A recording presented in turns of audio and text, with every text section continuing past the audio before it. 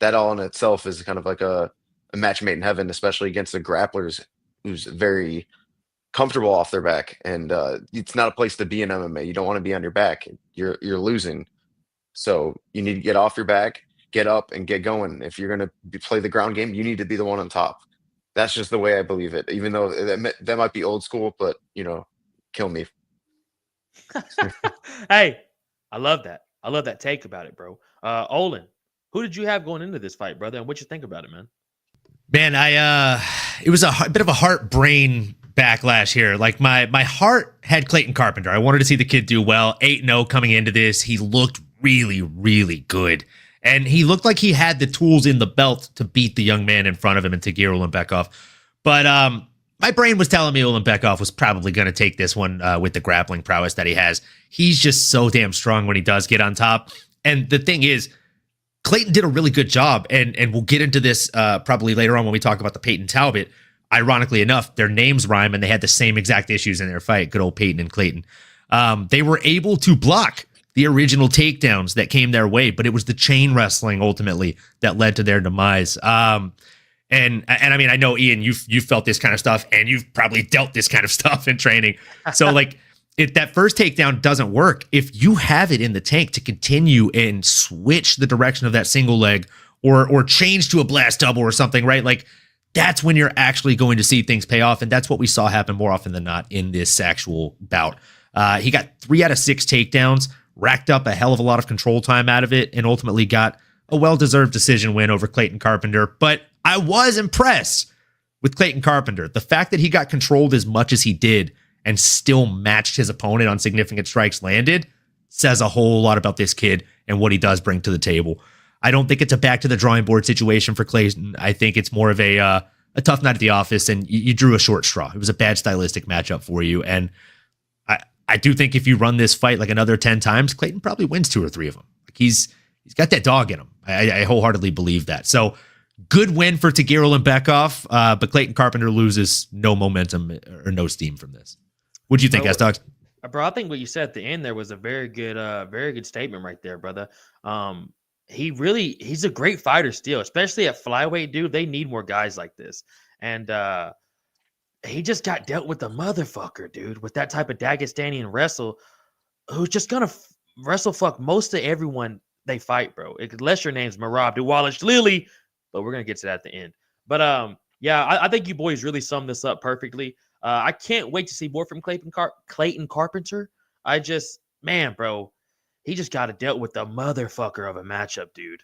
But shout out Clayton Carpenter, bro, and I look forward to seeing him again, man. I hope he comes back pretty quick too, bro. He's fun to watch, especially for 125.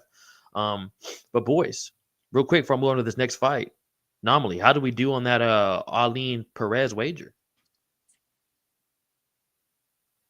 You're muted, brother. The elusive double mute. You love to see it. No, it was one of the few wagers that actually hit for me on the night because, man, we had some weird fights. And unfortunately, I put Umar Nurmagomedov on a vast number of my parlays. So the parlay killer he was, folks. Bro, but Eileen, my goodness, she might have been my favorite person of the whole damn night, folks. Hey, she definitely was Marab's favorite of the whole fucking night, folks. Sheesh. But we're going to get into Eileen Perez. But before we do that, we got an absolute bantamweight scrap that I want to touch up on, boys, a little bit here with Ricky Teresios versus Bernardo Sopai. Thank you for those air horns, brother. But unfortunately, I wish they were coming with the Ricky dub. They are unfortunately not. Ian. Yeah, bro. Ian, what was your thoughts on this fight? Yeah, Bernardo actually, I think his aggression truly won him this fight. I mean, he does obviously in regards to like a lot of his fights, but yeah, no, I think it was a gritty fight, like every Ricky fight of all fucking time. Oh my Like God, bro. ever. Like everything is bro. just so scrappy, and like that's why I enjoy watching him fight. Um, but like it's when you become scrappy like that in all your fights, you're also going to the same level as your fighter, as the guy you're fighting, and with that, Bernardo kind of just took advantage of that. Um, but yeah, no, it was a fun fight. I mean, what do you guys take on this? I actually kind of open to interpretation. Bro, it's crazy, especially training with him. I've trained with him 2 times at Woodlands MMA. It's crazy seeing like how technical he is, Ian. Like you said right there, he just comes in there and gets in these scrappy fucking dog fights where whatever happens, happens. You can't break down film on Ricky and even guess what he's about to do because he don't know what the fuck he's about to do. But when you see him hitting pads, bro, when he's at the gym hitting the bag and sparring, dude, he's a monster. I mean, even on the Ultimate Fighter, he was dogging dudes. So it's crazy, man, seeing like when he gets in here with these big name fights, not even big name, but like guys that have been in the sport a while. He just goes in there and makes it a fucking street fight, man. But I'm never mad when he fights, and I'm just a little hurt. My boy took that L. But Olin, what are your thoughts on this fight, brother? And who'd you have going in? I had Ricky Turcios going into this one. I really, really like this guy. I've liked him since The Ultimate Fighter. I actually watched some of his fights before then, like the year before he got onto Tough, and I think the world of him. Every time he fights, you don't know if he's gonna win or lose, but you know you're gonna be damn well entertained, and you're gonna be on the edge of your seat, man. I rewatched the fights this morning. Mary said she was down to watch the main card with me. And any prelims I wanted to watch, that was the first fight I put on the TV. And she literally, like 3 minutes in, she's like, well, this is a wild fucking fight, which is every single Ricky Turcios fight I've ever seen. And she's right. Like, that is exactly what it is. And it's really different watching it live in the arena without the commentary, right? Because you do get a bit of a different take on it. But then coming back and watching with the commentary, it's great whenever, again, they're almost saying exactly what you were thinking, but in more articulate words sometimes, especially when John Anik's the one saying it. And he said something that I heard him say this morning on the rewatch, and it was maybe not these exact verbiage, but something to the tune of, Ricky Turcios is a wake-up call to anyone who thinks they have good cardio. Bro, 1,000%, bro. And at the deep breaths that Sopai was taking. Like, from the second fight, or from the second round in, he was already doing that. But then again, like, if you, again, and you don't see the stats pop up the way that you do on TV when you're there live, but seeing this stat pop up when I was watching it this morning again, I think it was the second round, like halfway through, it popped up and it's all significant strikes landed, significant strikes landed. And Turcios had landed like 3 more significant strikes at that point in the fight. Sopaj, and then it said percentage of strikes that were significant strikes thrown. Sopaj had thrown 92% significant strikes, and Turcios had thrown 48. So, like, it's a differing range of how they're managing the gas tank. And Sopaj is throwing everything into all of these shots. So, I mean, my biggest takeaway, other than the fact that Ricky Turcios is just fucking awesome to watch, I already knew that, is Sopaj needs to take a little bit off of some of these punches, right? Yes. We've seen a lot of coaches tell these fighters, especially up-and-comers, like, hey, breathe. Like, it's one of the biggest things you hear Whitman tell Gaethje in between rounds. Like, hey, yes, dude, what are you doing? You're trying to take his fucking head off. Take a deep breath. Take a step back. Just land strikes. And then you can fucking land those hurt makers, man. So Pai just needs to take a step back, take a deep breath. You know, maybe not so many deep breaths during the fight. And very true.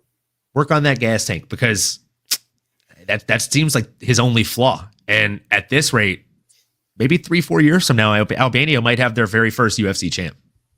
And bro, his style is a lot like the man right here who my boy at State MMA thought Juice was. Shout out Corey Sandhagen, baby. And shout out Juice for the lookalike. Glad to have you in here, State, as always, brother. But yeah, man, I see a lot of good things going forward for Ricky, bro. I hope the UFC gives him a couple more fights. He, like you said, bro, you turn on a Ricky Turcios fight, you're never gonna be disappointed. It just didn't go his way, man. You know. And what else didn't go his way, brother, was undefeated fighters nights to Saturday night. Yeah, oof. We had 4 fighters going undefeated, boys, and all of them came out with an L. One of them being this man right here, which I'm gonna need that Olin pronunciation right here, brother. If you want to go ahead and hit that. Yeah, man. We got Rinya Nakamura coming in against Muin Gafarov. Olin, go ahead and take it, brother. Man, this was one of the funnest, least fun fights I've ever watched. And I say that with all due respect to both fighters because the fight itself was a blast. It was a blast to watch, especially live, dude. But the amount of people I heard around me saying like, well, this guy's getting fraud checked about Nakamura was insane. And I just think a lot of people were discrediting his opponent going into this. I think a lot of people thought Muin Gafurov was just getting fed to this, Olympian level wrestler as cannon fodder. And that simply was not the case. And Muin, like before the fight started, I kid you not, he smirked at Renya in the weirdest way. And I looked at Crossover and was like, well, that's fucking terrifying. I'd be scared as fuck if I was Renya right now. Like he literally, I was like, he just looked at him like he knows a secret that nobody else in the arena knows right now. And it turns out, folks, he fucking did. Because he put it on that young man. I thought this was a very, very fun fight. It showed that Nakamura came in here as an elite level grappler, but there are levels to this in and outside of the UFC octagon. And Gafurov showed that he is probably a couple of levels above the opposition here. I don't know what you think of the performance. I'm curious to hear your thoughts on it, and I'm even more curious to hear who you'd like to see somebody like Muin Gafurov fight next. Is he ready for a top 15, top 10? Bro, I think it's so hard to give these guys a top 15 shot. That was at bantamweight, right? Yeah, bantamweight. There's so many fucking killers at bantamweight, bro. Which shout out Juice being one of them, son. But there's just so many motherfuckers at 135, bro. It's like I wouldn't mind seeing him versus Sopai. You know what I'm saying? Like we just talked these two fights we just talked about. None of those guys are ranked. All four of these guys are. I don't want that at all. I'm so sorry, bro. I think. Why? Because Gafurov does bad things. But Gafurov does bad things. Unfortunately, to Sopai. But I'm saying though, that's like I think somebody they see him fight somebody next, like a guy who got a good win. That's not in the top 15 yet at bantamweight. Because I mean, bro, once you get into that top 15 in any division, it sucks. But at bantamweight, you got to get your shit ready. Bantamweight and lightweight, dude. Once you get in the top 15, you better have your shit ready to go. Even featherweight, they're fucking killers there. Them lower divisions, bro, that speed, the power, the footwork, you got to be on point with everyone. Ian, what was your thoughts on this fight, bro? And who'd you have going into it, man? Yeah, honestly, I mean, like everyone, I kind of bought into the fucking sale of or the hype, I guess you could say, of Rinya. But honestly, Olin said it as beautifully as it could be said. Perfect. Yeah, that how the fuck do I follow that up, honestly? Like, like you know what I mean? Like it's tough act to fucking follow, but fair play. But yeah, no, honestly, like exactly the way he said it. Once again, another thing of experience shows he has 26 fights now. That was Rinya's 10th fight. And, it's a part of this game, don't get me wrong, is skill, right? Like we said, Olympic wrestler and whatnot, but we saw that through Henry Cejudo that Olympic wrestling isn't always the shit. It's MMA wrestling that comes and prevails through the sport. And just like exactly with Henry versus Aljo, it shows, MMA wrestling is a different ball game. But yeah, no, truly, Owen, kind of took the cake there. So I'm not even gonna fucking try to say anything else. Brother, this is why usually we try to keep Olin last because that man will come in with some John Anik fuego. So no, hey, like it though, love it. Boys, I appreciate it, boys. Bro, always glad to have you in the show, brother. Especially for those pronunciations, but even more for the breakdowns, dog. But Olin, we got a fight right here that you put a little cheddar on. And we touched up on it a little bit, but let me go ahead and start out with you, man, and what your thoughts were for Aline Perez versus Carla Rosa. Man, this one was a beautiful fight from a betting perspective. It went exactly as I predicted it last week on the show. If you watched my breakdown, I basically must have read the script, folks. Like I said, Carla Rosa has every chance to go out there and get a striker's finish. And if this fight stays on the feet predominantly, she will win the fight. Fun fact, when it was on the feet, she was winning the fight. But I also said that she could probably get her muscle and strength sapped out of this one when it comes to the fact that Aline Perez is a son of a bitch in the grappling realm. And again, chain wrestling was the theme of the night here, boys. Like she failed on a couple of those first entries and then just kept pushing her ass back to the cage. And I mean, talk about someone who knows how to put her ass into a takedown. You know what I'm saying? Woo! That little extra effort. Yeah, this was a fun fight. I thought the right person got the nod. She landed the more significant strikes. She had the control time, landed 2 of 8 takedowns. Again, only a 25% accuracy clip as far as the takedowns go, but it's not how many you land, it's what you do with them. And she racked up some pretty damn good control time there. And also just her opponent had nothing for her when it came to the grappling exchange. Like she just didn't shoot anything of her own. I think Karol Rosa, if she actually had shot her own takedowns, probably could have changed the complexity of this fight and put somebody like Eileen Perez on her back foot. But nobody seems to want to do that. They just try and strike with her and or get taken down by her. So I'll bet on her every time they give me her at dog odds, brother. Ian. Yeah, I mean, we talk about Ricky Tercio fighting exactly the same way every time. Eileen Perez fights go the exact same fucking way every time as well. And you know what? Like everyone wants to talk shit. You know, they want to say like, all right, like someone's got to beat this girl. I don't want to see her shaking her ass on TV again, so on and so forth. Some people say that, not stop her. Fucking stop her, because guess what? Like I think earlier in her career, I know she called herself like the art or the female Khabib or something like that. She wasn't saying that as a joke. She like really believes that shit. So like, if she's giving you the game plan of what she's going to do, game plan around it, and exactly what Olin said with shooting some of her own takedowns, not even just to like actually land the takedown, just to actually make them think about other stuff. And you know, that is a big part of MMA that I feel that gets underutilized, is the actual aspect of MMA, mixing in your takedowns, coming up with strikes, you know, things like that. Like we'll go into that in a little bit with Marab, but you know, like a great example of when you chain your takedowns, your failed takedowns, with strikes, or even faking a takedown and coming up with strikes. Another great example, but I digress. Bro, no, you're 100% on. I mean, you and Olin just fucking nailed that. There's really nothing else for me to say on that. You boys just fucking clean the plate, son. I love it. Can I just add one more layer to that? If you got something to add, fuck. Well, I don't know what I do. add. I mean, look, I think just because Juice said this, like she called herself the female Khabib, right? And she's not joking. She's literally telling you, like, hey, she's coming in here with father's plan. Fun fact. Do you remember the last time she got beat in the UFC? The one time she got beat in the UFC? It was by a young lady named Stephanie Egger. She's fucking 8-5. Damn. She's got a 500 fighter record, right? Like she's not the best UFC fighter in the world, but you know how she beat her? She attempted 7 takedowns and got 2, almost identical to what Eileen Perez just went in here and did on Saturday fucking night. She's not a good wrestler off the back foot. You put her on her ass and it carries weight. You know what I'm saying? It's hard to get back up sometimes. So, I think the way to beat her is to push her with her own game. Wrestle her, tire her. And I mean, if Stephanie Egger is able to do it, the top 10 can do it. I just don't think they're going into it with the right game plan, a la Peyton Talbot. Ooh, hey. That's a great breakdown.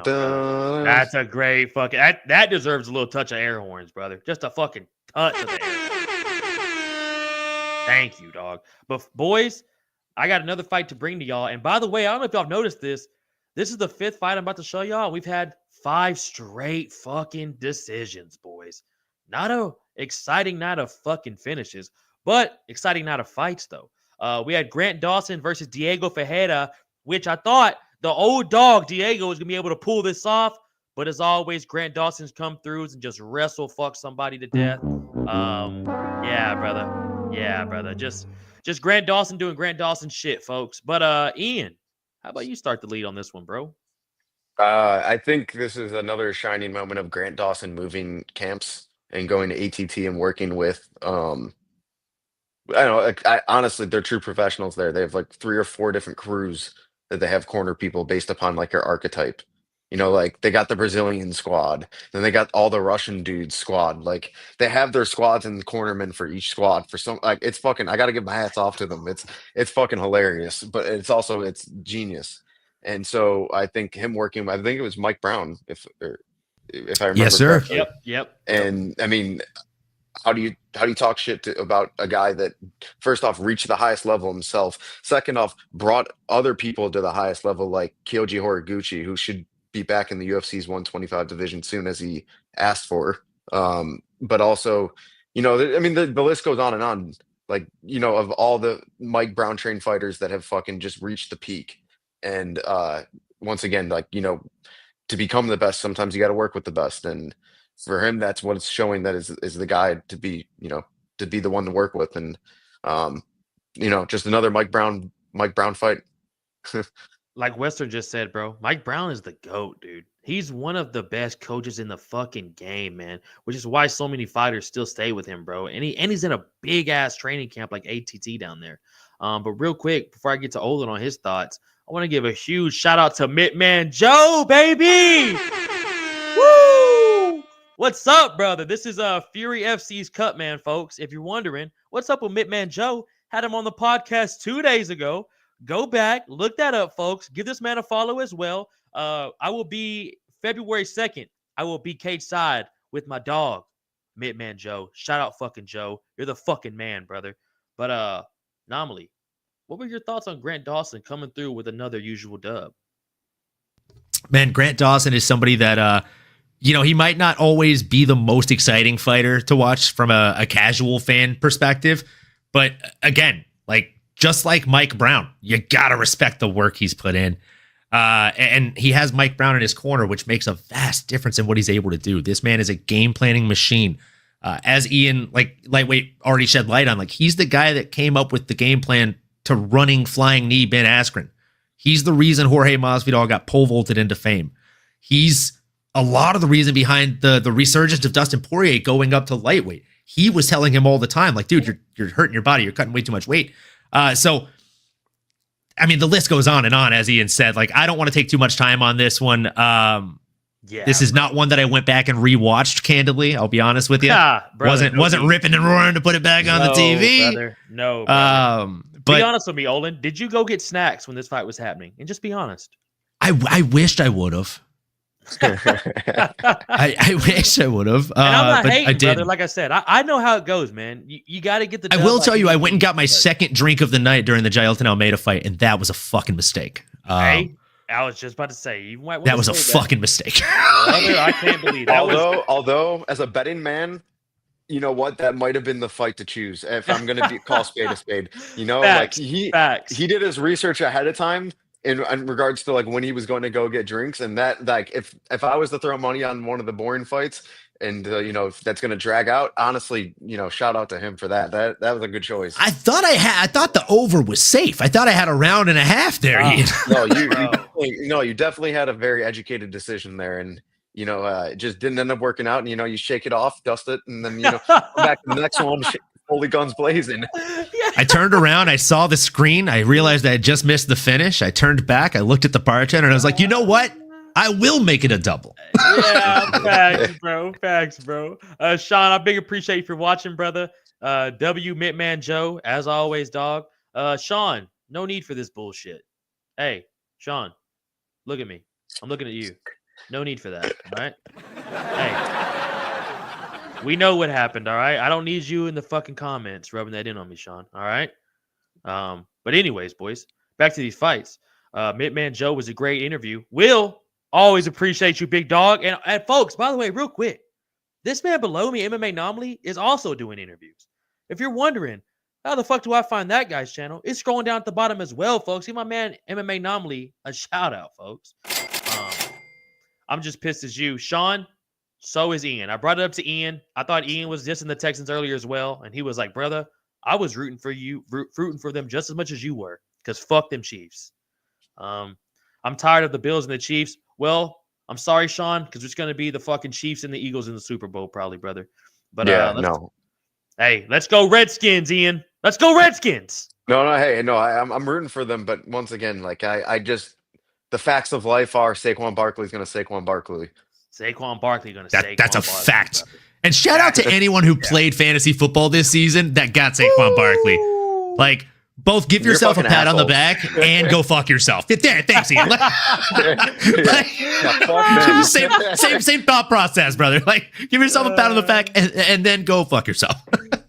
Boys, you know what's not going to fuck ourselves? It's finally getting a finish right here. It took us 5 fights, but we finally got one. And Olin, How lit was the crowd seeing Anthony Smith Jr. walk out against Billy Elicana? And shout out Billy Elicana for stepping up on 5-day notice and taking this fight against Anthony Smith Jr. But Ian, what were your thoughts on Bogdan Guskov getting a dub against Billy Elicana? Honestly, and like that whole joke was like a big part of the weigh-in show. Was literally just calling him Anthony Smith. And honestly, like I still can't get past that, which was honestly just to even throw it back to that weigh-in show, a nuts weigh-in show because they released about the main event being changed on it. So I was like working, and then all of a sudden saw it, and I was like, holy shit. Yeah. But yeah, no, honestly, like, well, I believe it was a second round submission, if I remember correctly. Yes. But I mean, he was the better fighter, even on the feet at and whatnot. So I mean, it was just a guy coming in late notice, and yeah, honestly, I just couldn't get past the fact that he looked like Anthony Smith. Also, dog, on that weigh-in show, how about Chris Weidman retiring? Yeah, that broke my heart, dude. I'll be real with y'all. I was full on crying. I was so emotional when they brought Ray Longo, his parents, Aljamain, Wonder Boy, John Vellante. That was so fucking sad to see him go like that, bro. I was sad that he retired, but then at the end of the night, when I got to have him pour me a shot and then do a shot with him, the night of his retirement, it kind of felt like the stars aligned. And then he gave like this epic toast. I got to shake his hand and tell him, like, just thank you for putting on such incredible wars and congrats on such a great career. Dude, hey, he was toasted. He was toasted. He was feeling good. Ray Longo was not. Ray Longo was angry and ready to go the fuck back to the hotel. Was he really? Yes. I saw a couple of conversations where that definitely seemed to be the narrative. And he's like, come on, Ray, we got to go upstairs. We got more pictures today. Come on, man. We're being a buzzkill. Like, it was funny as fuck. Their like banter back and forth was funny. Chris Weidman also at one point walked up to our table and asked if he could use our table for something. And then he drunkenly arm wrestled a drunk fan on our table. I saw that. That was fucking hilarious. Crossover was right beside him, fucking videoing. Yeah, I can actually answer that question. Go ahead, brother. So where was Sarah at? He's no longer a part of the camps. I listened to his podcast, I think, or he made a video about it. Or no, he was on the Jackson podcast. My apologies. He's no longer working with like Merab and those guys because they're not full time with him. And they asked for him to be in the corners, but if it's not like him and if it's not going to be him and Longo, just them, he's not going to corner people. And that's what he said. So is that why John Wood has been in there the last couple fights? Yeah, well, they live in Vegas now, so Merab trains at Syndicate. You're and Aljo like when he's fighting, he trains at Extreme Couture. So, and they're neighbors, so it's like they live in Vegas. They moved on, but they wanted them to be a part of. They wanted them to be part of it. Well, at least lately he fought out of Extreme Couture. He had Eric Nixick in his camp. Damn, bro, I was wondering, man, what's been happening to the Sarah Longo. I miss seeing him in the corner, bro, and getting that corner cam legendary. Spot. Oh my god, punch him in the fucking chest. Oh my god, punch a hole through his goddamn chest. Fuck. Honestly, I feel like I'm rewatching Rocky, even though they're from different cities. I did that impersonation for Longo, and he laughed his ass off. Did he really, bro? Yeah, Merab has been at Syndicate. I'm talking about Aljo. Aljo's at Extreme. They both go to different gyms technically. Yeah, checkmate. I can't. But the support they still have is nice. So nice for each other. It's amazing, it reminds me of how Aiden and I are. He actually messaged me, messaging me saying, he like with the thing, and he was like, "This is me after your last fight," because there's literally a photo of him behind the camera guy who I'm being interviewed by. So it was like, it's cool, but like bromances in MMA need to be given their respect. Yeah, they do, bro. You saw that video too, or that picture of Lorisenko interviewing Merab? Yes, that's the one I'm talking about. Yeah, man, that's so cool, bro. And I think I know the picture you're talking about too, Juice. I'm like 90% sure I know the picture you're talking about with Aiden behind, like in the background. Yeah, it's funny. Aiden. Shout out Aiden Ingram too, folks. If you're wondering, where can you see Juice and Aiden at? They were on the show, folks. Go tune in last week. Watch that episode. Two solid dudes, and they will be in the UFC one day. Y'all fucking wait. Let's go. I don't know if I've got your touch yet for Billy and Anthony Smith Jr., son. Well, man, I'll jump in here. This was a scary fight. It was scarier than it should have been by all rights, because Billy Alicana, he took this fight on short notice. As we know, his opponent was supposed to fight Johnny Walker, which would have been, in my opinion, a bit of a tougher fight, considering this guy that he fought. I mean, it's his first fight in the UFC. He's young, much smaller guy. Correct me if I'm wrong here, but I think he usually fights at a lower weight class too, right? Really? Or maybe yeah, he fights. Yeah, you're right. He fights at 185. I was going to say, because he didn't look like a 205er at all to me. He looked much smaller frame-wise, but he was touching up Bogdan. The body shots he was landing were really nice work. But, you know, Bogdan showed that he's from this weight class. He's also from this promotion. He is a UFC fighter. And yeah, like I said earlier, there were definitely some Anthony Smith jokes being thrown out in the crowd. And I may or may not have yelled, "Let's go, Anthony!" And then like 5 rows over. 5 rows over, there's like another dude who like chuckled when I yelled, "Let's go, Anthony." He's like, "Do it for your family." Oh, that's fucked up. That's fucked up. Bro. It was fucked fun. up. That's pretty good. That's good. Yeah, you gotta give it respect. But it's like, damn, dog, come on, man. Give the OG some little bit. Haters respect, gotta respect haters. You know what I mean? Like Haters there's the gotta hater Hall of respect. Fame. Facts, You know what I'm saying? bro. Facts, And bro. I do it with a grain of salt. I actually like Anthony Smith. Yeah, I get it. Bro. Not a fan of him ghosting Michael Bisping like that on the Believe You Me podcast. What are you doing, bro? Come on. Wait. Oh, he did. Wait, what? Yeah, he like kind of stopped showing up for the last month and a half, and then he went on vacation. yeah. And then when he got back from vacation, now he has his own podcast, and he told What? Mike that he's not coming back. Wait, for real, bro? Yeah, they're gonna have Felder on more regularly on the Bro, Believe You Me they've had podcast. Felder on for like the last month. Yeah, because of the Anthony Smith stuff, because they had no other co-host, No. and he didn't want to keep bringing Harrington on. Wow. He does not fuck with Harrington. Harrington is fun. He fucks with Harrington. He's just Yeah, he fucks with him, but he at the same time you can tell like he does not pisses fuck him with off. Harrington. Yeah, bro, you can like, tell he really he's like a pisses him kid off. brother relationship. It's fun. Yes, bro. Okay. Facts, bro. Sean says fuck his podcast. That's fucked up, Sean. But real quick, boys, before we move on, what did y'all think about Guskov not being able to get the job done, man? I mean, he got the job done, but fucking it took him 3 minutes to get the decision when Billy was on his knees already. That's my problem, dude. Like, he's a bigger guy. He prepared for this fight. He didn't take it on 5 days' notice. So I mean, this wasn't a good look for him. I think this, That's as what I'm far saying. as wins go, this is the worst you can look in a win. Thank you. Especially with a finish. Like, usually when someone gets a finish, you're like, all right, not only did they do their job, but they did it well. You can't really say that when you struggle against a lighter guy. And I mean, you got him on his knees pretty much. Like, there at one point, I don't know if maybe I was seeing things from the angle I was watching at, but it looked like Billy was like, yeah, finish me. Like, tap me out. That's what I'm saying, bro. Yeah, like looking for a way out. I kind of saw Yeah. it. I saw it too, but I didn't want to say it just because you never know. Yeah, bro. But hey, in the back of our mind, Ian, like being in those fights, like we all have like that thought slowly slide. Oh, It yeah. slides by. It slides by. Like, hey, if Yeah. you just let him sink his arm in, it's over. Chael Sonnen said it best. They will lie to you. They will tell you failure is not an option. But that's a lie. Failure is always an option. Failure is the most readily available option at any given time, but it is a choice. And you choose whether or not you're going to give in to failure. Facts, bro. I can't wait for him in DC. I think this is the best idea they've ever had. Ian. Sorry to cut on the side of it, but like No, I was going. the two of the best actual coaches from the show's history Ever. and they're retired, so they don't have to worry about their fights or anything like that. Oh man, this is whoever at ESPN came up with that chef's kiss. You deserve whatever raise you just got. And The bro, think only about thing it- that could have made this better. Oh, sorry. Go ahead, Astok. No. Go ahead.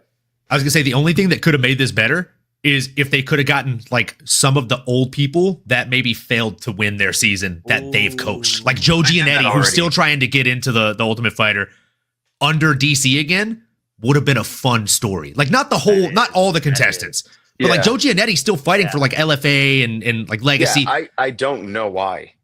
He said he tried out, or like he hit up production to try and get on the tryouts.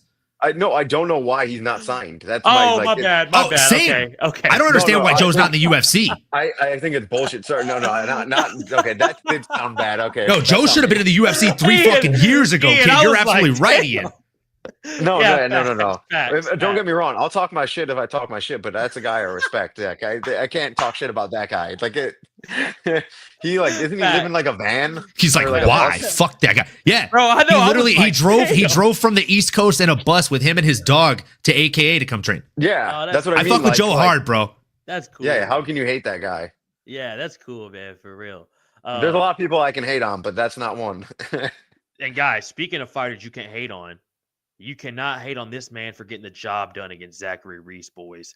We got to see 2 back-to-back finishes with another absolute fantastic win. I mean, this Zachary Reese was out cold, boys. I love Zachary Reese, but yeah, Olin, what you just hit, this was a finish him type of moment.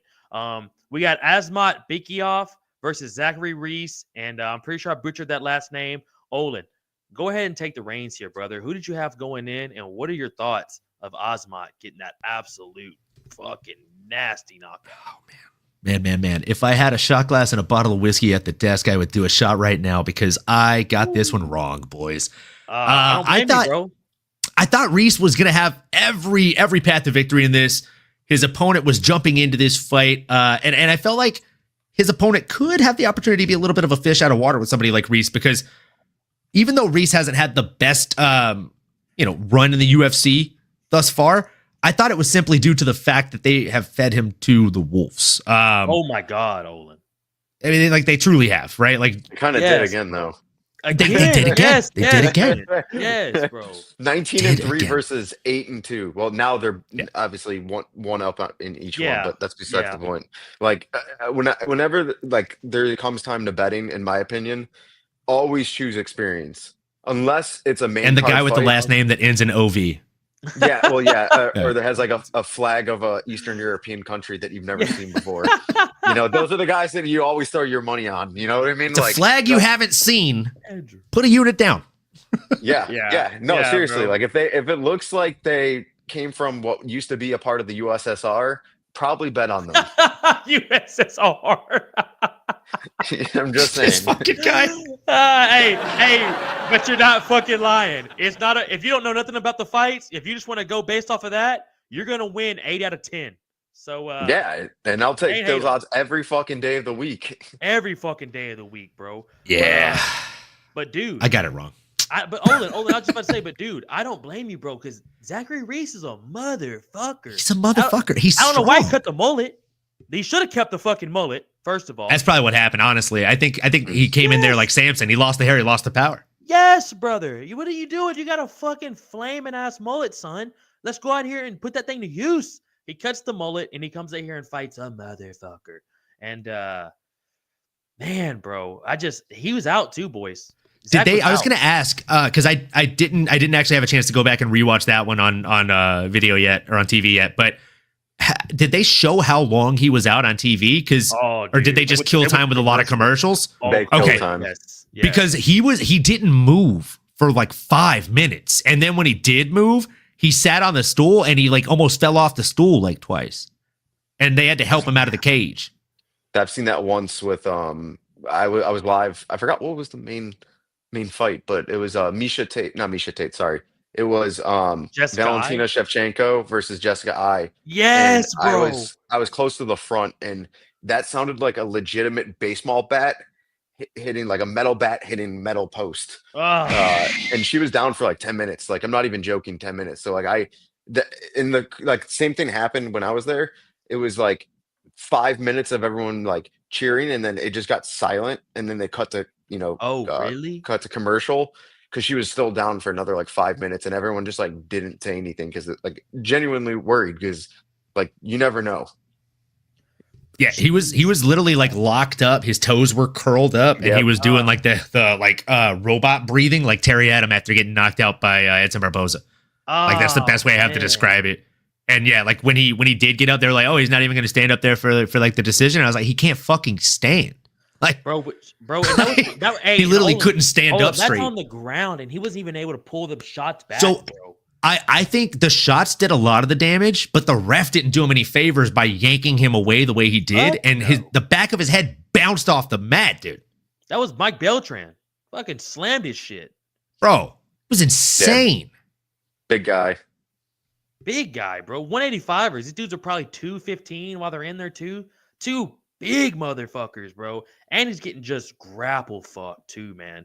So he's trying to, like, just move. Like, I'm pretty sure, like, Ian knows, man. You're trying to get the fuck up any way possible. And sometimes, brother, you don't think about your fucking technique right, and your fucking hands are at their waist, and your face is just, hit me, please. And these fucking Russians are like, we really do this. This is all we do. I will gladly fucking hit you in the face. So it's rough to see that, bro. It definitely was a canvas bang, Andrew. But boys, is there any other thoughts on that? And just a nasty KO, man. Because man, I got an absolute fight that did not go my way either, Olin. Real quick, we can't slander Mike Beltran. That was not him in that fight. It was Blake Grace. Thank you. Hey, and this is why we got MMA Anomaly, folks. Sdawgs Mma Talk just threw some. When you said it, I was like, I'm not 100% sure, but I don't remember the ref being that big. So I just had to look that up. Yeah, that was Mike Grace. Thank you. Because Beltran's a big boy. Yeah, you're right. If Mike Beltran yanked him off like that, he may have thrown his ass out of the cage, Dougie. Beltran tossed somebody, bro. Yeah, he tossed Yuri. Oh, Yuri, you're right. That's bro. the I remember that. Beltran. I remember that being Beltran because again, I watched that one again this morning with Mary, and she literally was like, "Now there's someone who actually trains in Brazilian Jiu-Jitsu. He rolled the right way. He tucked his head so he doesn't blow his fucking neck out like I did my first class." hey, live and learn, dog. Live and learn. Which is, hey, and you know what, Olin? Live and learn is what Peyton Talabot found out as well. He's gonna have to live and learn, boys, against an absolute dog. Raoni Barcelos versus Peyton Talabot, boys. I'm going to start off with you, MMA Anomaly. And let me tell you this right now, folks. Barcelos did not get enough respect. Him being a plus 700 underdog, a plus 700, is fucked up. But Olin, take the reins, son. Look, I'll keep it short and sweet. If you want to go back and watch last week's episode, I said the same things I'm going to say preemptively. Raoni Barcelos is getting massively disrespected coming into this fight as a large dog. A lot of disrespect, in my opinion, here. Because, again, like, this guy is someone who has been around for a very, very long time. He's a Brazilian national championship wrestler. Like, not just Brazilian Jiu-Jitsu, but, like, wrestler. Like, so when you have Brazilian Jiu-Jitsu and you have wrestling, that is kind of a fucking cheat code here, folks.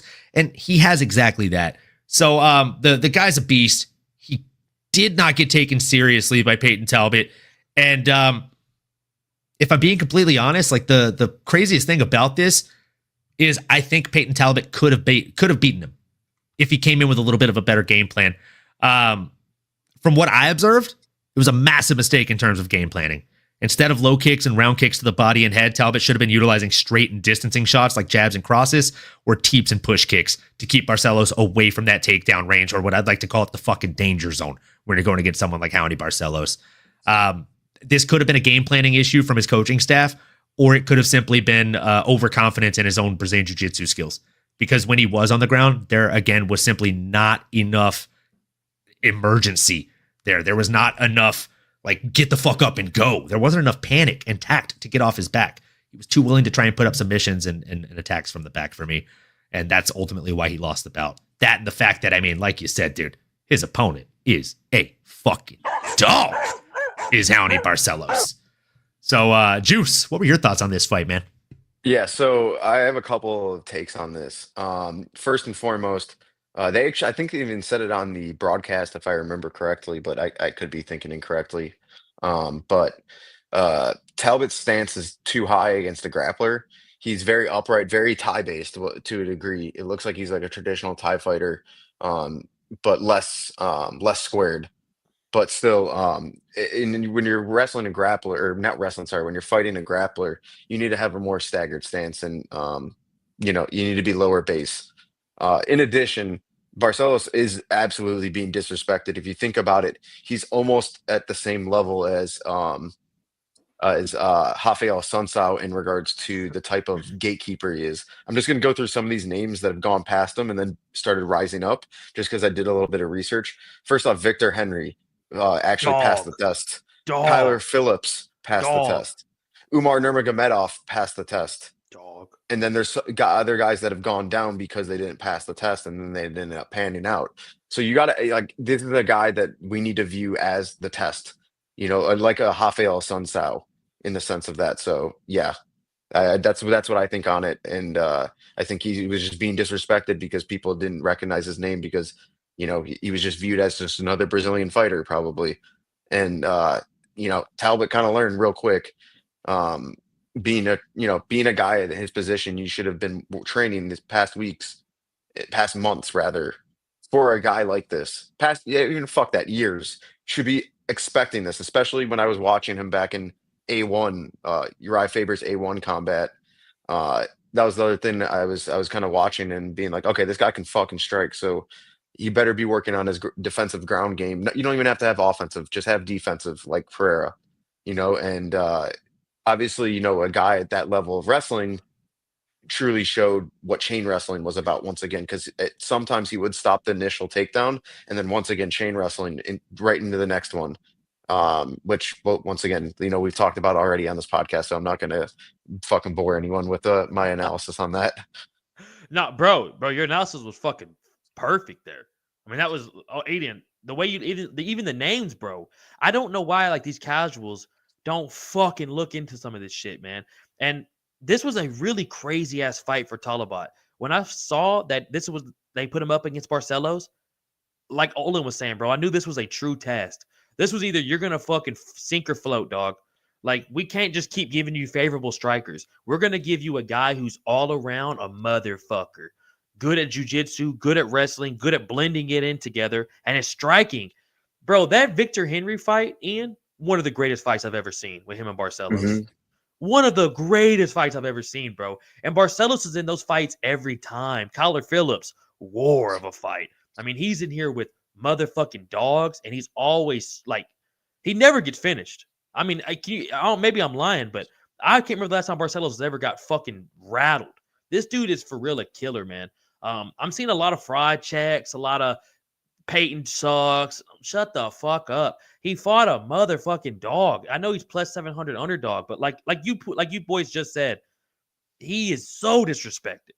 And the way he fights, bro, it's hard for any fucking body, even anybody in the top 15, bro. So, I mean, shout out Peyton, man, for at least coming on, at least going 3 rounds with a guy like that. You know what I'm saying? And this next fight will be a very big decider for him. It will Ooh, really be the bro. make or break because, as a fighter, your confidence is everything. And, guys that go onto those losing streaks really have to mentally check themselves and, figure something out. So I hope he doesn't lose the next one and that situation happens because I truly enjoy watching him. And, one day we might end up fighting. So I don't want to, I don't Ooh. want to put that out of realm. I like. Hey, I Oh, okay, like fair that. play. Hey, I like that. I like that. But Peyton, just like this comment, that's a great way you just said that, bro. His next fight is gonna be so fucking important, dude. Like, and you're gonna tell if the UFC likes him or not by who they give him. If they give him another type of Barcelos, or if they give him a favorable striking matchup. You know what I'm saying? But like we said earlier, and I've said this every show, like Olin already knows, bantamweight's a motherfucker, bro. It's a motherfucking My division. question is, because bantamweight is so stacked, Sterling, like, who do you give him?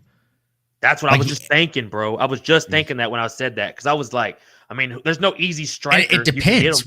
Like, that's what I was gonna say. Like, even the strikers that are around, like where he's fighting at now in that upper echelon, like let's call it the top 30, top 20 of bantamweight. Like, the easiest striker you can give him that actually makes sense on paper would be a Dangerous Davy Grant, and that's exactly what I just said. It is dangerous, bro. Hey, I love that fight. But I like that match. Davy Grant versus Peyton Talabat. Yeah, Yeah, man. I like you can't that. you can't give him Charles Jourdain. I Oh, think that would be fuck too no. tough of a Oh, test. fuck But I'm No, just going through that's like too the far up the rankings ladder. right now, and like I'm just thinking of like because Cameron Simone he already fought him. Ooh, oh yeah, he They, did. they already Yeah, fought, he did. so that's too bad. Maybe a gone Javid because- Basharat? Yeah, Ooh, yeah, Bashkarat would be fun. But do you yeah, want to risk burning out one of those flames? That's the only thing. That's the only things yeah, yeah. that would like halt the UFC brass from doing that. I think. You know Facts, what? bro. Wait, if it's Peyton, what Yeah. about Victor Henry? Oh, Hey, I fucking don't Yeah, like that fight for him, dude. Hey, I love you're that gonna fight have for to dig Victor, deep. though. You're gonna have to dig deep against Victor, bro. Yeah, dude. That's what I'm saying. But like, it would be more on the feet, I think. I was gonna say it and- would look a lot like this fight, but more on the feet. Like Victor would give him more opportunity on the feet. That's what I'm saying. And like, I think a guy that hits as hard as Peyton, at least it looks like on TV, as hard as he hits, like, I think that would be an interesting one. Now, am I going to say that's a good level to put him at for his next fight? No. But I think give him like a pick-me fight, as I like to call him.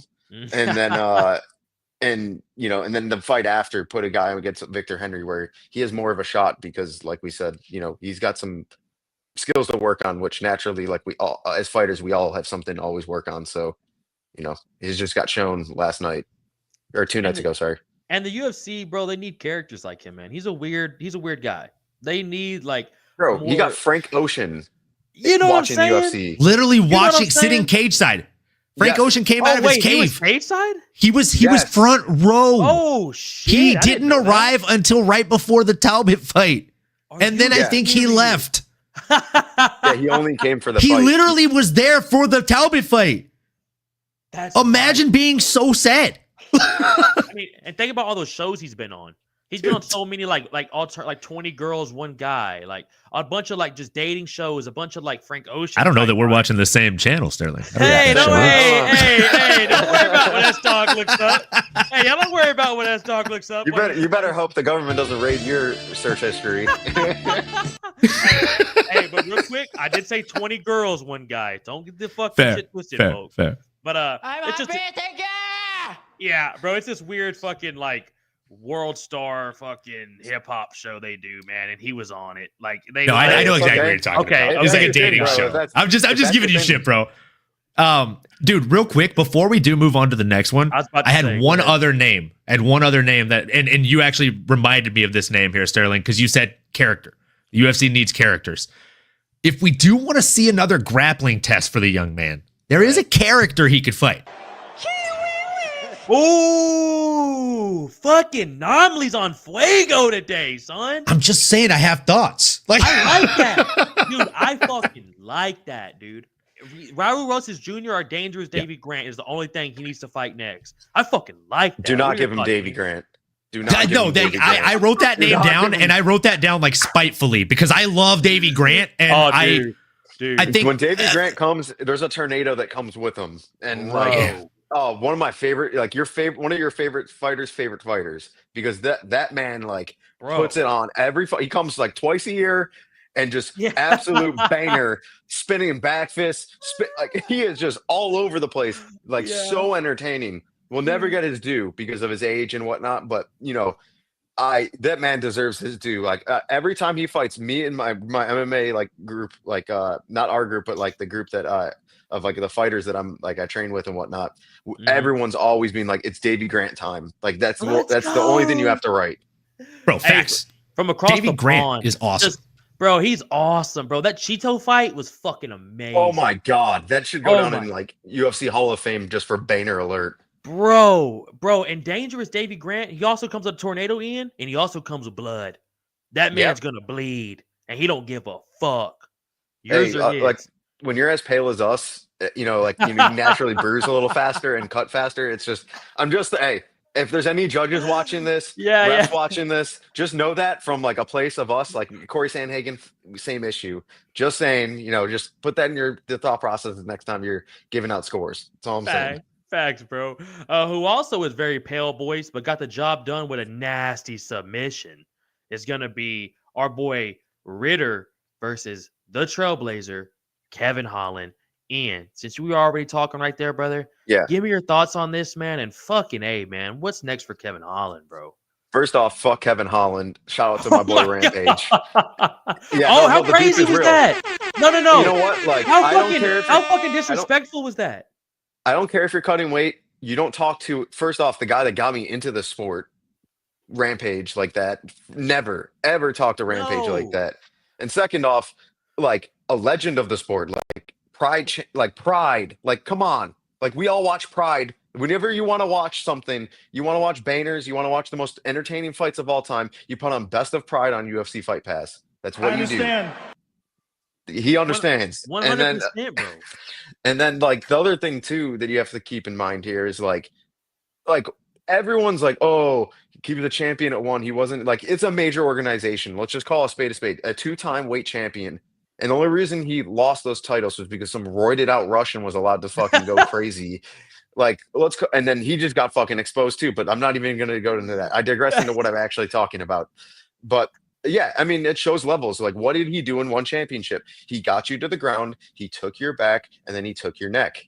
Like, it was 3 easy step process. And like, if you're going into a camp and you have that enough time, and especially you're a very high level black belt yourself, why aren't you training like that with having people on your back? Like, why are you worried about this whole press tour?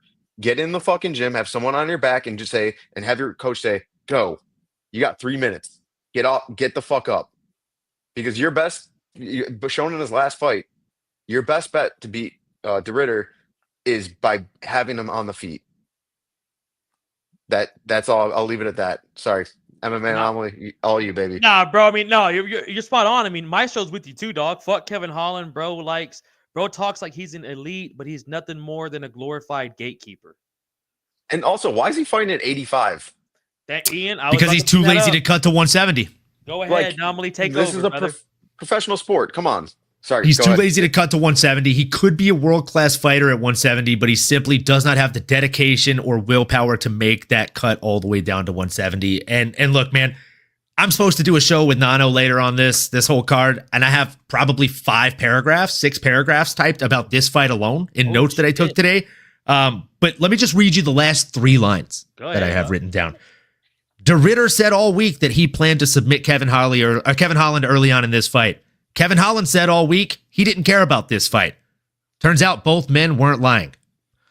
I mean, look, dude literally went on a fucking podcast, tried to pick a fight with somebody that's 1 to 2 weight classes higher than him and about 15 calibers higher than him.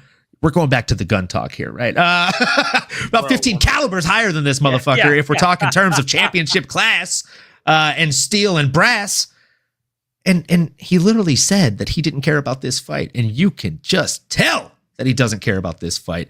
He had multiple attempts, multiple places where he could have butterflied up out of guard, but instead he just threw up kicks and held on to the ankle and just retained the position he was in and tried to throw up strikes. Just an ignorant game plan from a viewer standpoint. I don't know what he was thinking being on the bottom and just letting himself remain on the bottom as long as he was. It looked like you said, Ian, like if you know you're going to go in there and fight Khabib, you train against people that have really strong double legs, really strong entries in general. And I mean, above all else, people that have really good fucking chain wrestling. Right? So if you're going to get someone named Renier de Ridder, you probably need to get somebody who's got a really, really slick set of black belt credentials and a really, really nice set of ways to wrap you up like a fucking boa constrictor and find ways out of that in the gym. So that way, as I'm sure my boy Ian says more often than not, you're staying ready so you don't have to get ready. So he simply did not understand the assignment. And if he did understand the assignment, he certainly didn't take it seriously. It's almost as if he knew he was going to get his show money, whether he lasted 1 minute or 15 minutes. He lost me as a fan this week. I don't think there's ever been as fast of a falling from grace from the fan base as Kevin Holland. Wow. I got one for you. Go ahead. He has the same first name as me. Oh, Ian Gary. Okay. That's fair. Yeah, that's fair. That's fair, bro. I was like, there's only one I got on you for that. Yeah. Well, what the cuck, bro? You got me. Hey, boys. I'm not gonna lie to y'all. Like Ian said, bro, that the way he handled that Jackson podcast, completely fucked up. Even Rampage said, bro, he told Rampage shut the fuck up to his face. Rampage was like took it in like nicely, which like Rampage has had to have had like the best therapist in the world, or is currently doing anger management because like Ian, he handled it so well. Yeah, bro. I was about to say Ian and Olin. Remember, like if you watch the pod, like 30 minutes in, they like the mood kind of starts calming down a little bit, And Rampage even says, like, I ain't gonna lie to you. Earlier when he said fuck me, I was talking to myself. It took me a lot to jump over this table and beat your ass. And then they started back up. Kevin was like, motherfucker, I wish you would beat my ass, Rampage. And it's just like, bro, over what? Because of a joke? Because Rampage made a joke about you fighting MVP? Like, bro, And you like lost. Rampage is Rampage. You have to understand the Bro, beast that you're entering, like the He's a dwelling fun with. dude. With all due respect, if you go out there and get beat up in a fight, like Sterling, you had a fight last year, didn't go your way. It did. You said you got beat up. If I agree with you and say you got beat up, I'm not a bad guy, bro. Yeah. If 3 judges agree you got beat, dude, like, I'm not making a joke. I'm not poking fun. I'm stating a fucking fact, kid. Yeah. And Rampage wasn't foul in his wording. Like he basically said, like, hey, he looked like trash out there against this guy. Like this dude made him look silly. Guess what? I bet on Holland that night, and I said the same thing as a Holland fan. Yeah. And here's it's a fact. And here's the thing, Kevin. You can't just talk shit at press conferences and go, Ritter, if you wrestle, you're a bitch. I'll be ready to stand up with you. Not everyone's going to do the Wonder Boy shit with you. Not everybody's going to agree to do a kickboxing fight with you. And then you get your fucking ass beat. You agree to fucking stand and bang with Wonder Boy, and Wonder Boy puts it on you, and you take a shot because of a nasty liver kick. But, I mean, it's like, I love Kevin Holland. I fucking love Kevin Holland. But it's like, dude, you've lost 4 of your last 5. You stepped up to go fight a double champ and 1 championship who has, hey, boys, check this shit out. He has 14 submission and 3 knockouts. The motherfucker doesn't stand and bang.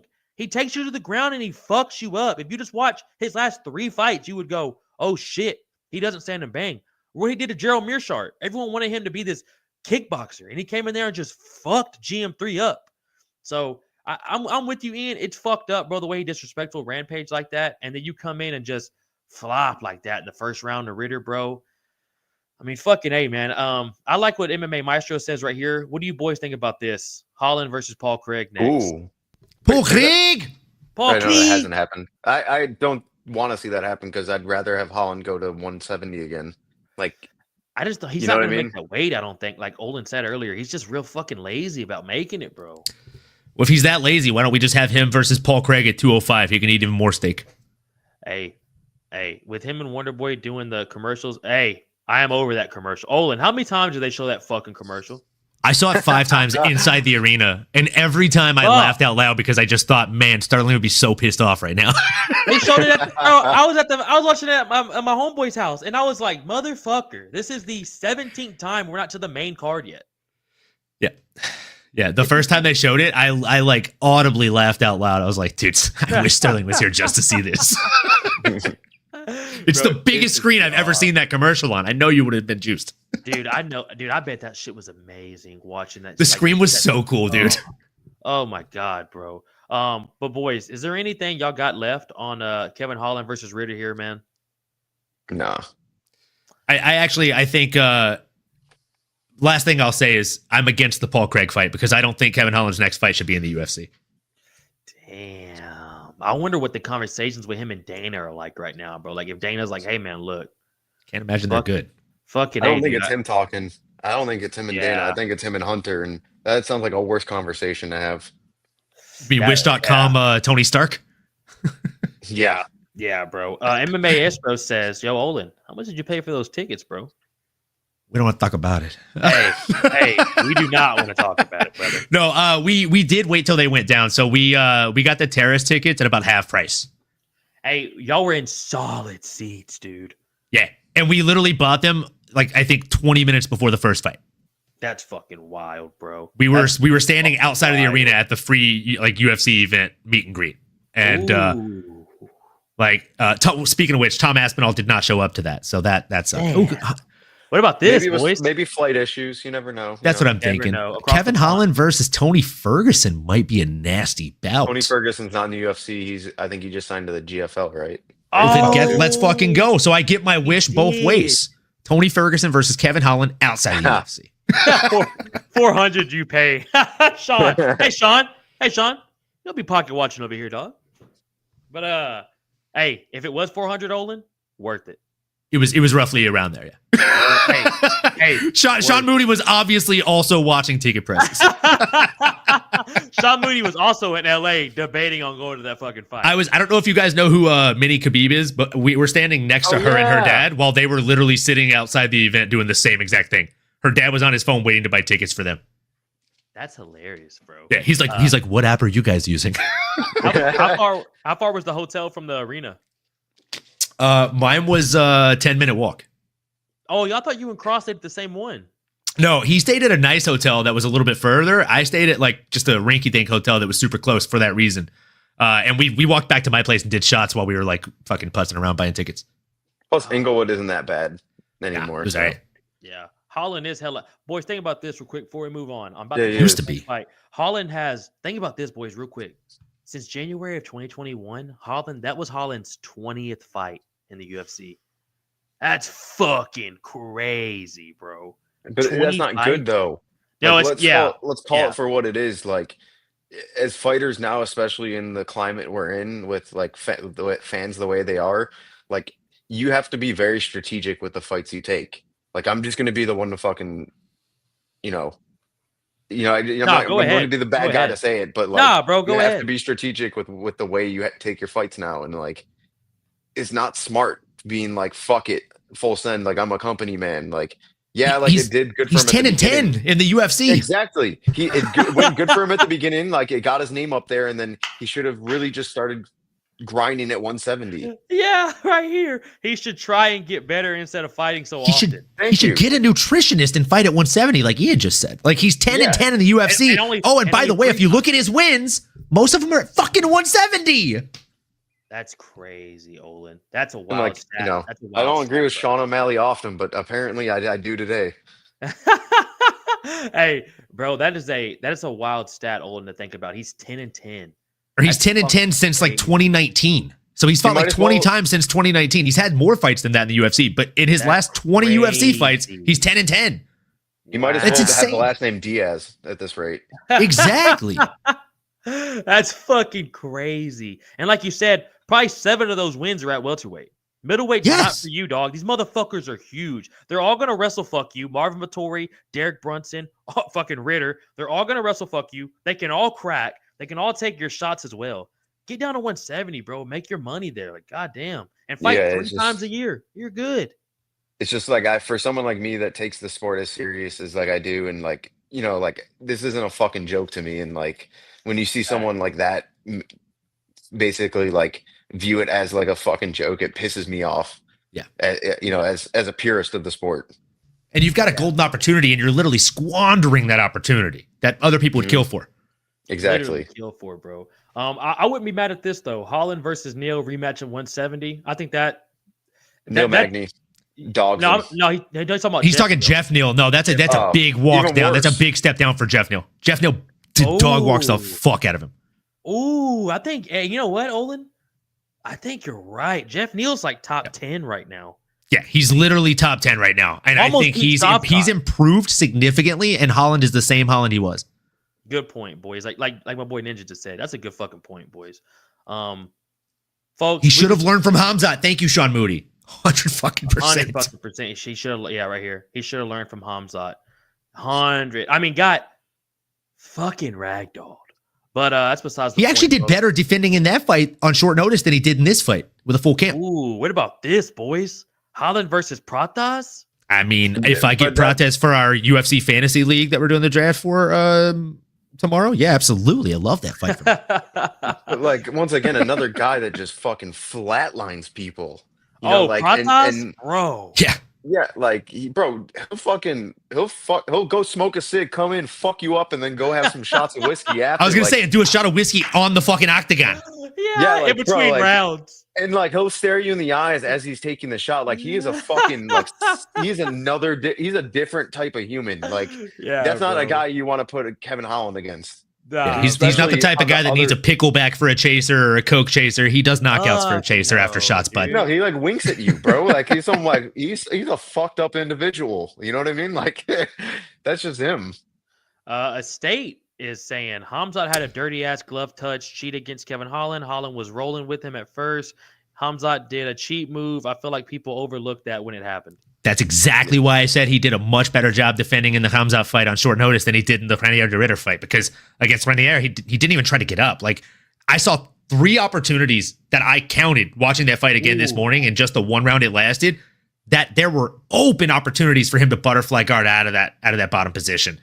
And like Rainier was doing like mistakes himself on the top, like putting one arm inside of guard versus two, like reaching around the outside of the leg when he should have gone inside and penetrated the guard. Like, again, he left Holland openings. Holland just, as he said himself, he didn't seem to care about the fight. 100%, bro. And Lethal Sugar drops a banger right here. A few years ago, would never have imagined Buckley would overlap Kevin Holland, bro. That's crazy to think about, boys. Think about that. Like from when they last fought to how everything was looking for Joaquin versus Kevin. I would say run that back, but Joaquin Buckley's damn near at a title shot. So kind of hard to do all that, boys. But folks, we still got 4 more fights to get to. And Olin, unfortunately, did not get to catch most of this fight that I'm about to pull up next for y'all, folks.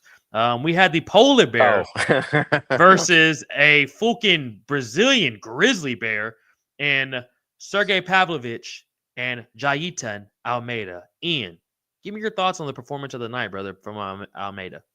Yeah, that was out of left field from a guy who like refused to strike in his last or 2 fights ago, uh, to absolutely just fucking smacking the head off of a fucking polar bear, apparently. You know what I Dude, mean? Like I did not see that coming. Like he fuck usually no. has a very similar style. Grab, takedown, submit.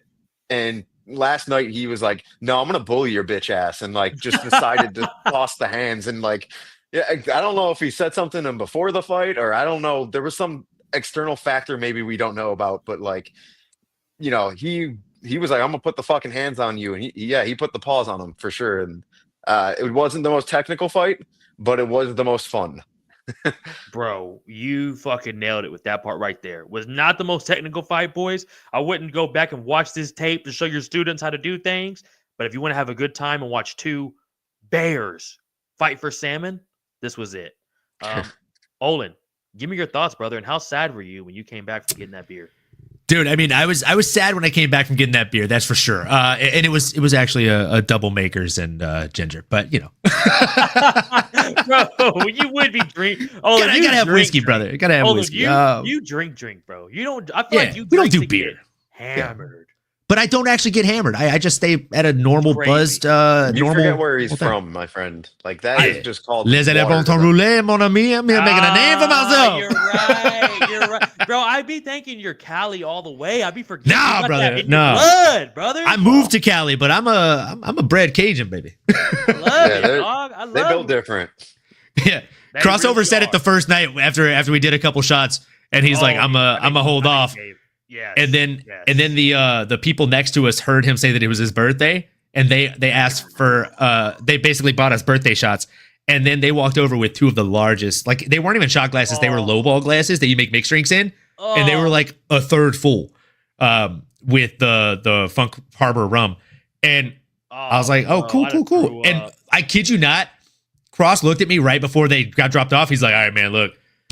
You're Creole, like you're Cajun. You drink. So like I'm good. You want to keep going? Dope. I'm good. And right as he said that, our server comes over and she's like, birthday shots. And he looks at me like fucking hard ass angry, like, I just fucking told you I'm done, bro. Hey, I would, bro. And then the nice old Mexican like father and daughter that were there for the fight meet and greet sitting next to us. The guy was like, hey man, I heard you say it was your birthday. Happy birthday. I really hope you don't wake up tomorrow cursing me out. So we did those shots. It was fantastic. Shit face, bro.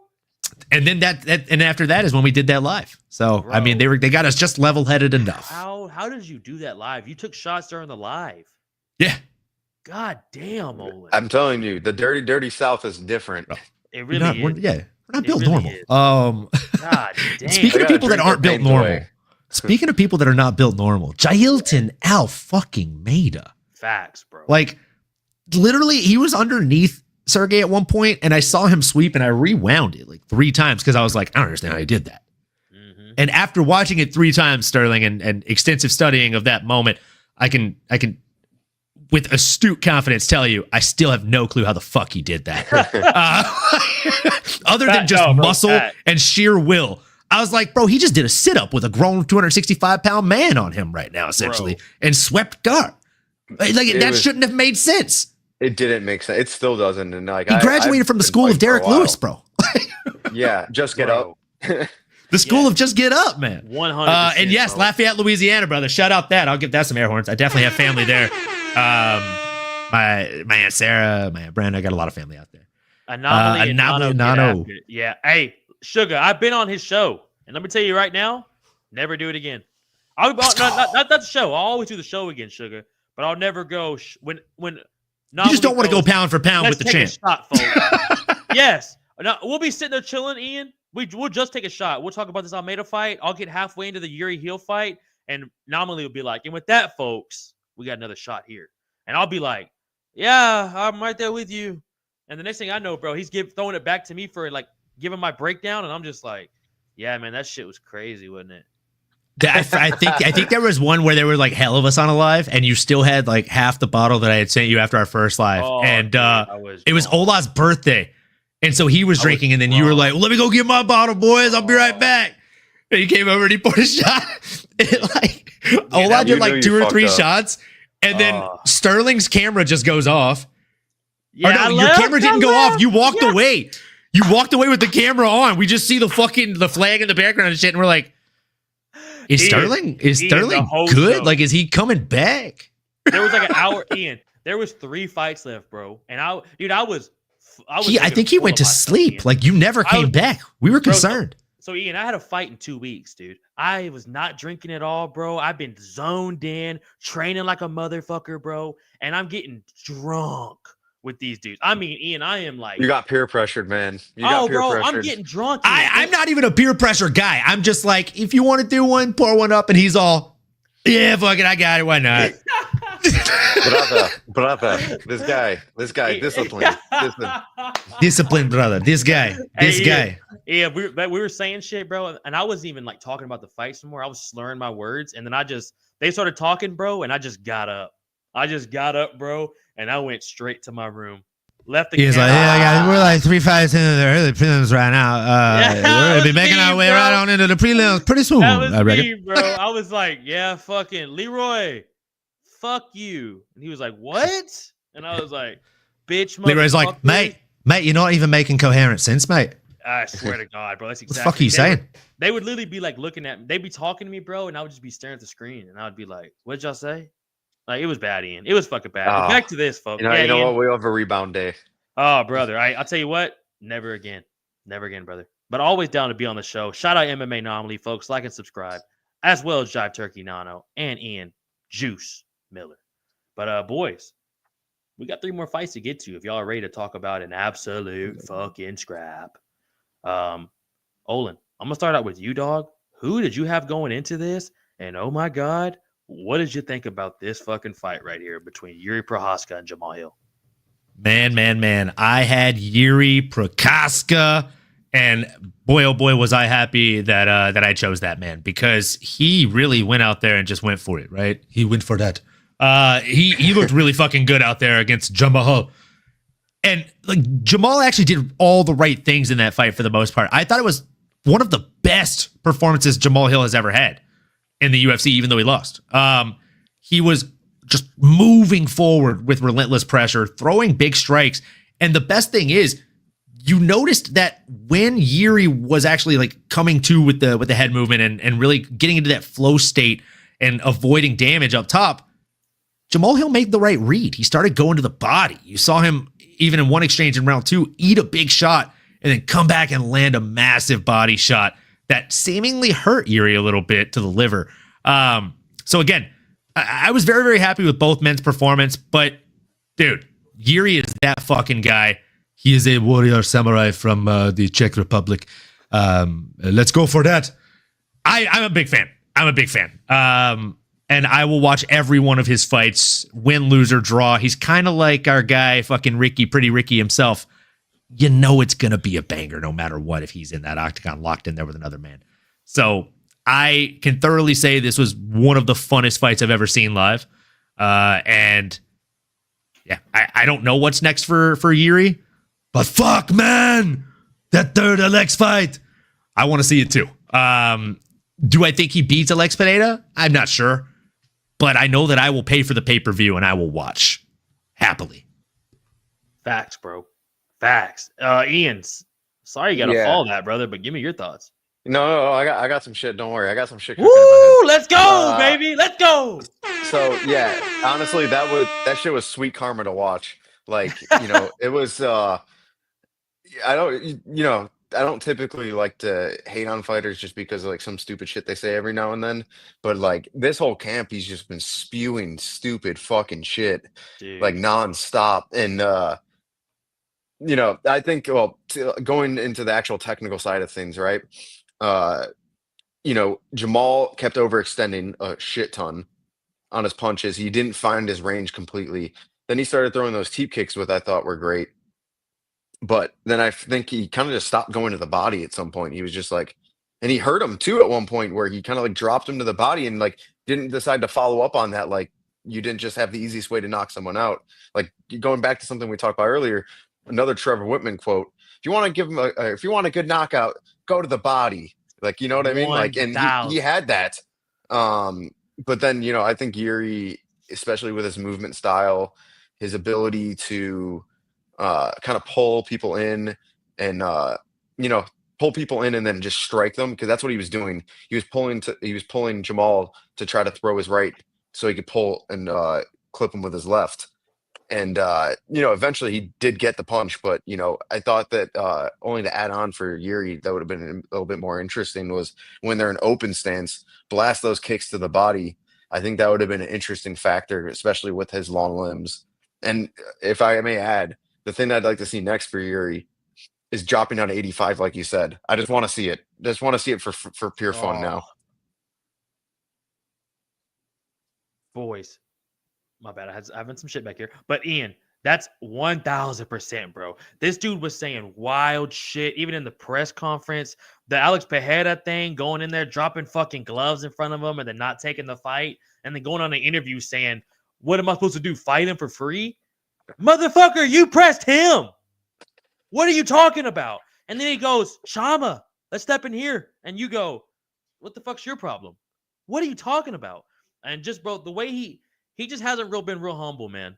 He's been he took that Alex Pereira left hook, bro, and just ran off with the heel type of character. And just loving the booze, taking the booze in at the weigh-ins. And bro, you cannot fight a guy like Yuri and be loved. Yuri's the man. Nobody's gonna root for you when you're going against Yuri unless your name's Alex Pereira. He is the fucking real deal samurai. And the fact he shaved his head for that girl, that lady that had cancer. I mean, bro, he's the fucking man, bro. I love Yuri. The way he fights, the way he handles losses, like Jamal can't apparently, and still wants the trilogy. Still goes, fuck Alex Pereira. I know I can beat him. I want that shit. I don't know if he's going to get that shit, but like Ian just said, I'd love to see him at 185, boys. Yeah. Although I will say there's one other person that takes losses worse than Jamal Hill, and I'd probably have to say that's Sean O'Malley. Oh, 1,000%. Sorry. That's fair. That's fair. The sorry, Sugar Sean Commission. Yeah. I'm happy Yuri won. Yeah. Facts, bro. Well, no, Uncle Iev is getting the next title. And he is. They actually, I don't know if they actually meant to say that, but they leaked it at the stadium. No, so they did it on the broadcast as well. Okay. Because when they did it at the stadium, I don't know if they did it on the broadcast after they leaked it at the stadium because they were showing the crowd cam. And at the bottom, instead of saying like how it usually will say like Alex Pereira, it's like showing the star cam and showing the other people. When it showed Alex Pereira, it just said Alex Pereira versus Magomed Ankalaev at the bottom of the screen. And me and Cross looked at each other and then the whole screen went black. Like it was a mistake. I was literally like, hold on. But like, and Crossover was like, did you see that? I was like, I was like, let me play dumb and see if I'm like hallucinating. Like, what did you see? It's like, I saw Magomed Ankalaev versus Alex Pereira, and I'm like, holy fuck.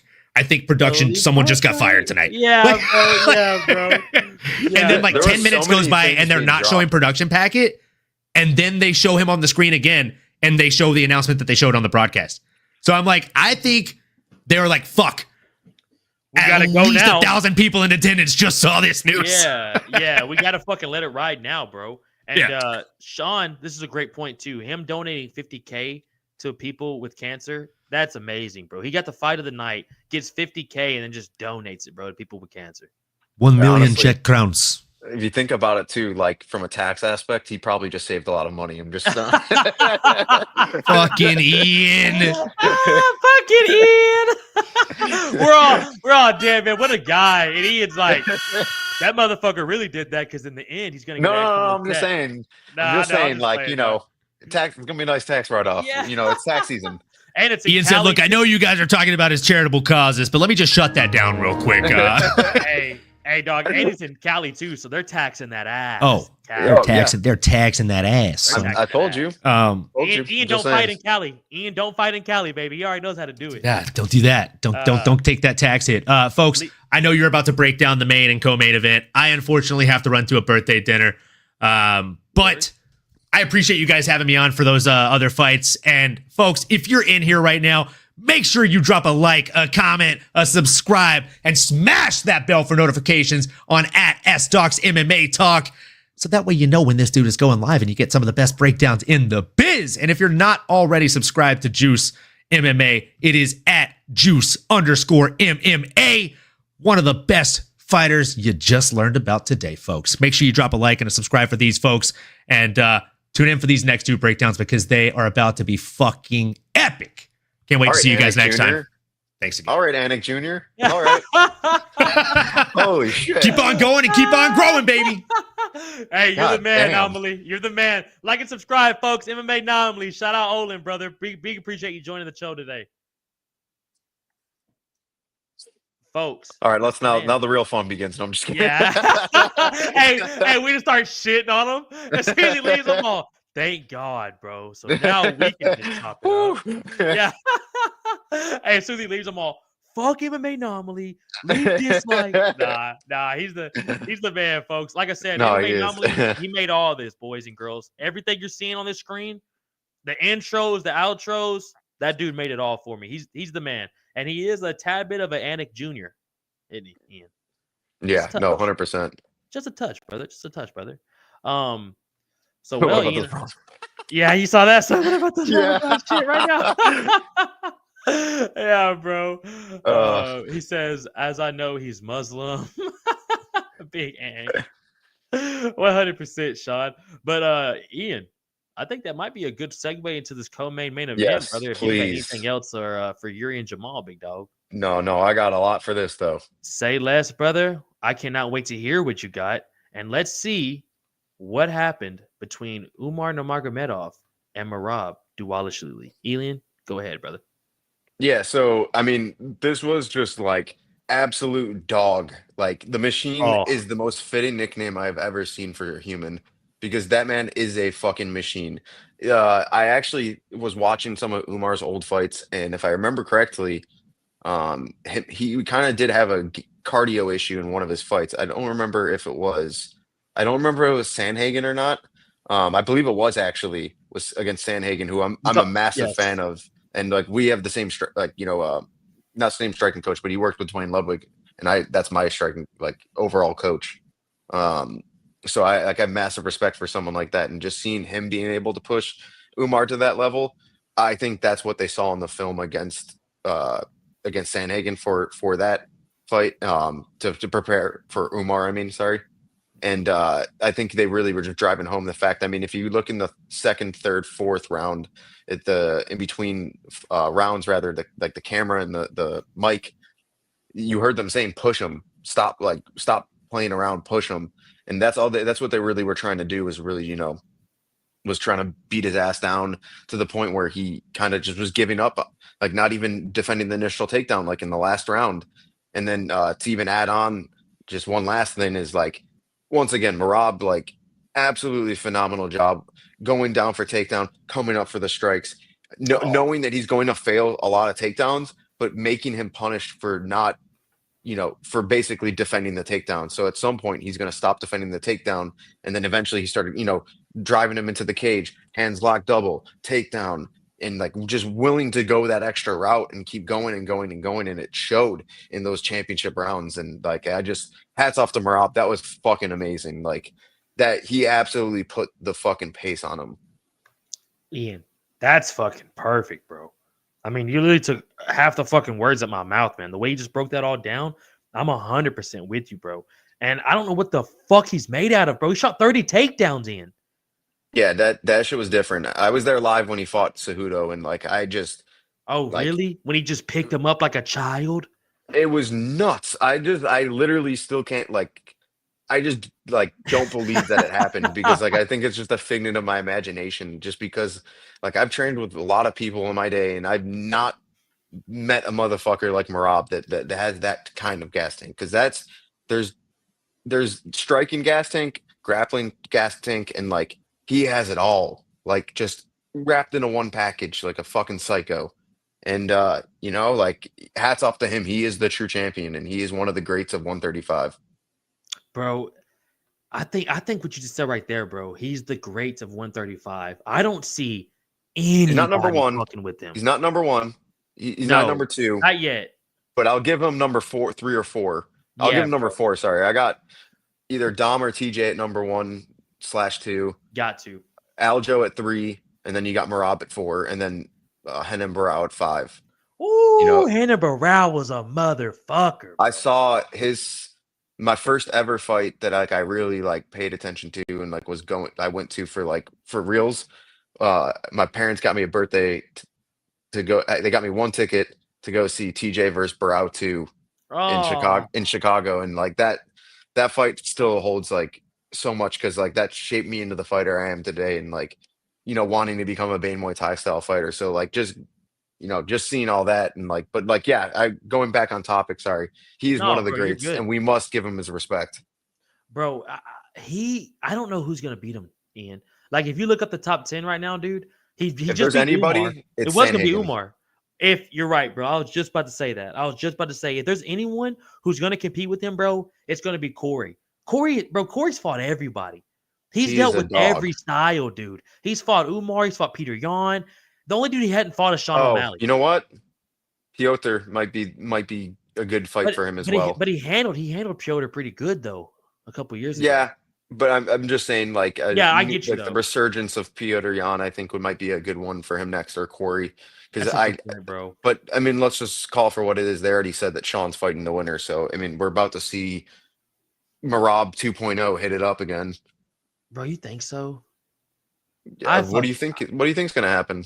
I fucking hope not, man. They need to do Corey versus Sean. They need to get that No, Sanhagen no, and O'Malley fight out. oh yeah, but that's not gonna happen. They're gonna protect their prized possession. I Yeah, mean, like, I you know just what I don't. mean? Like He just doesn't improve. I he don't think he against brings the Marab. casuals in though. Like that's why they Yeah, he want him there. does. And Yeah, he like does. that's the real money in the sport is through the casuals, and because we're gonna show up every week. We're all gonna Oh, watch. bro. Let's just call it for what it is. And for just from a business aspect, they want what's going to make them the most money. They put a lot of investment into these guys, especially Sean with promoting him.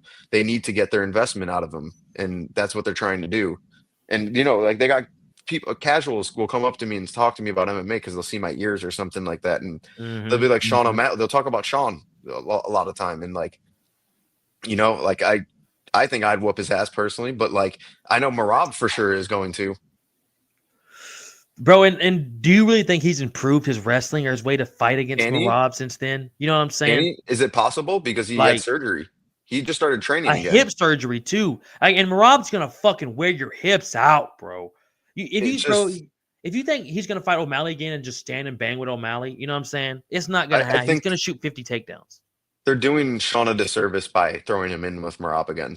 That they really are doing both of them a disservice Yeah, because bro. Sean should get the time to recover, get fully back at it, have a tune-up fight so that he can fight Marab, and then or yeah, then have a tune-up fight and then fight Marab. Whereas Marab should be fighting a guy like Piotr or Corey Sandhagen that hasn't gotten their shot at the title yet against him in his reign. So Especially Corey, dude. I think Corey deserves it, dude. yeah, he does. Like I mean, he's only fought the toughest people. Like Dude, pull up his his like resume. what's his last 5 fights, bro? I'll pull it up right now. It's nothing but top 5 guys. Umar was the last one. Rob Font, Cheeto, Sonya Dawn, Piotr Jan, and TJ. Holy Those are that shit's fucking mad. That is the That's who's who. correct. That is the who's who of the division. And if you're going to take it back 2 more fights, he fought Aljo already. Yeah. So he's fought everybody. God damn. And beating a lot of them. No, Yes, but like doesn't it's get finished, Ian. Does not get finished. and even when he loses, it's always competitive. So I Always. yeah, I'm a huge fan of him. Fuck, bro. Yeah, and then real quick, Ian, we're talking about Marab here. I mean, what do you think next for Umar? Did you see his broken hand? Yeah, I mean rest and recover at this point, and then Yeah. you know what? I really would love to see it. Him versus Piotr would be interesting, but Oh once my again, God. I don't see that happening due to timeline. I see it end up Yeah. being like I don't know, like fuck, like maybe like a Rob Font or something. They'll give him just to give him a little tune up. Ooh, that's not bad. That's a good tune-up. That's a good Yeah, tune-up. A Rob because Font. Maybe Cheeto. no, you know what? Figgy. They'll give him Figgy. Oh, yeah, they will give him Figgy. You're right. You're right. He just lost to Peter Yan, too. They're both coming off of losses. Exactly. Yeah, you're right, dude. You're right, Ian. And that's a great fight. Umar versus Figgy? Fuck. That'd be fun. I mean, I think that Umar, wins Oh, that he'll get fight, the yeah. He'll eventually but it'll be a you know, chokeout. yeah, I think he wins it. But I think it'll be an interesting first round, and that's what people love. So let's give it Yeah. to us. Yeah, bro. If anything, Habib's probably more pissed off than everyone in that Oh arena. yeah, that was Habib, clear as day. bro, you saw him when Dana was putting the title around Marab. It's like he was about to grab the fucking belt from Dana, bro. He was pissed beforehand. Someone sent me a video of him. Yeah, Western says Sandhagen may be coming off a loss, but he's the only top 5 guy who Marab hasn't fought. That's exactly. 100% Western. 100% exactly. And like you have to like give us the fans what we want, like and protect your investment at the same time with Sean.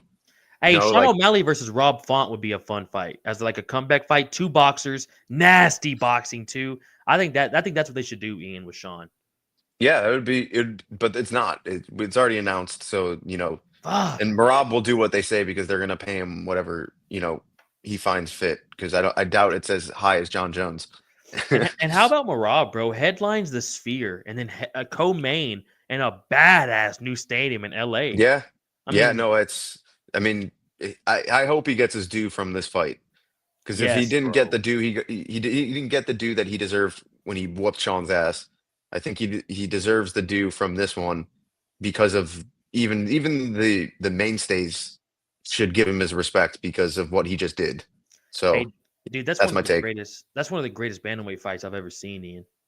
It was good. It was definitely a great fight. Like it showed you like, my dad doesn't like the sport really much.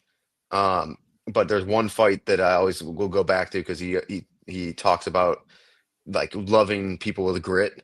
Hmm. And this is a fight he would have liked because the Oh, only fight I've ever heard him be like, that's the fucking amazing fight was when TJ fought Sanhagen and his knee popped out in oh, the first that was a round. war. And I remember, just like going into that fight, just training with TJ for it, but I also like seeing that happen. And my dad was like, that's fucking, I love that shit. Seeing that dog and people, that's what people like to see. And that's why it was such a great fight. 100%, bro. Um, damn, Ian. Is there anything else, man, you got to say about Marab versus Umar, man, before we move on to this main event? I mean, it just, once again, a fantastic performance and showing us like a character throughout the whole fight. And the way Ray Longo and John Wood were both like giving their pieces of advice too in the corner was nice. Like they were Yeah. giving him exactly what he needed to hear, bro. And they actually, one thing I did notice too, just as a corner work and whatnot, was they each had like a 30 to 45-second time frame. They Yes. would use it and then they would look at the next guy and give them their moment. They also like that they didn't give them too much because like in reality, and like Bro. you got 1 or 2 points to give them in between rounds that they're actually gonna think about and remember. Don't be going on these long tirades. The only time you can go on a long tirade is like some Teddy Atlas shit where you're like, being like, We're "Are you a firemen. fireman? Yeah, are you a Yeah. fireman?" like 100%, bro. Western, we both are. I'm an amateur, but your boy Ian over here is a pro. And I'm telling y'all, folks, this man and Aiden Ingram, they're gonna end up on Dana White Contender Series, The Ultimate Fighter. Yee. They're gonna end up somewhere, and they will be in the fucking UFC. But 100%, dog. And Ninja says, "Yeah, where do you guys fight?" Oh, I'm a 135er. I fight in California at the moment. I just fought for Lights Out twice, and my last amateur I fought for Up Next. So we'll see, what my next fight is once I'm healthy again. And yeah, no, I'm excited. I'm ready to get back at it and just as many fights as I can, reasonably speaking. Bro, 100%, bro. I really hope, bro, you're healthy enough to get at least 3 to 4 in this year, man. For real, Oh, yeah. yeah, I want like 4 or 5. I'm not I trying to love be. that, dude. Yeah, that's what I like. I like every other month or every 3 months. That's the way I like to go about it because I don't know. I just like time to prepare, but also I don't like too much time on the shelf. And bro, you make the weight. If you're not walking around like 160, so I mean, you can make the Eh. weight reasonable. I was trying. Hey! I was trying to hide it back a little bit. I was gonna say 155, and I was like, maybe he's walking around at 160. Let me bump it up a little bit. Yeah, Hey, no, I mean it depends also. Like that's why I don't like taking too much time off. Just because, I don't want my weight getting to a certain point because I do like food. I will admit that. So, but I think you got to question yourself. I'm thinking about it right now. What weight are you fighting at, S Dog? Western. When I fight MMA, I fight at 170. But we got a kickboxing fight coming up, folks. And your boy does a little Woohoo! bit of Muay Thai fights. February 9th. Let's fucking go. But it's gonna be a kickboxing fight, folks. So it's open weight. So it's gonna be between 175 to 185. So it's No, open it's not weight. bad. It's not too bad, bro. It's better than making Same day, 170. same day weigh-ins or day before. Same day weigh-ins, yeah. Same day weigh-ins, it's open weight. It's basically a smoker. It's gonna be on mats, 3 minutes, 3 rounds. It's at this What organization? bro, Is it IKF or something like that? it's something weird like that, bro. That's why I can't think of it. It's 3 4 IKFA. Okay, yeah, no, IKFA. they have them here. I've been to a couple. It's just not that bad, bro. I mean, it just keeps me active. It's not a whole ass MMA training camp, bro. Which Ian, you know how fucking brutal an MMA Yeah. training camp is, dude. So it just keeps me active, man. My last MMA fight was what's the month for November? It was in October. Didn't go my way, like Olin was saying earlier. Did not go my fucking way. So just taking a little break, man, from the MMA. Trying to stay active though. Don't want to fucking get too much of a break and I start bullshitting. But trying to stay Yeah. active, trying to get like your boy Ian over here, trying to be pro, folks. But Sterling, when's your street beef debut? Hey, Ninja, I'm not getting paid now for these fights, but they'd have to give me something to go do that shit, bro. I couldn't. I don't know if I could go out there for free and just let it fly. Ian, would you do street beefs? No, I have respect for myself. Yeah, that's what I'm saying, bro. I'd have to. I know I'm not getting paid. I know shit for someone these amateur I fights. know someone that's been on it, but like it was more like a smoker to them because they hadn't been Facts. they hadn't started training MMA yet. So I mean, fair play if you're gonna do that. you get a little exposure, I guess, off of YouTube for it, but I'm all right, bro. I get good sparring sessions in the gym. I'm cool with Yeah, those sessions and not yeah, filming them. and Lane not says, "Let's fighting fucking in go." dirt. Yes, bro. Not fighting in this literal sand and getting head kicked with shoes on. Yeah, Let's fucking I'm- go, Lane. I big appreciate you, brother. Kickboxing, huh? Sounds like a stand-up kind of guy. Ninja, very well. 100% Ninja. Stand up all day, brother. Fair All play day. to you. Hey, but you know what though? If you want to know more about Ian, I'm telling y'all, we did a podcast last week. Go look it up. When y'all get off of this live, you're sitting here chilling like, damn, these dudes were solid as fuck. Go back and actually, we can min it up right here. Western says, would you please drop a link Oh, for Juice? I just have Instagram. Just follow me at juice_MMA. That's where you find everything at from me. That's where you'll find it at, Western. But you know what, Western? You'll also find that interview on Sdawgs Mma Talk. Lethal Sugar said, I had my first Muay Thai fight in November. See, he gets it. Yeah, Yes, no, you bro. wanna like for me, like my friend or Aiden's mom Yeah. would always tell us after fights, you have one day to eat at whatever you want, and then we're back to work. So we would give ourselves 4 days and then get back to work. when it comes to eating, yeah. Go destroy Death Sentence, bro. Dad. I love that dude, man. Oh man, I love shout out that to dude. Mighty Mouse for making Shout that out, dude big.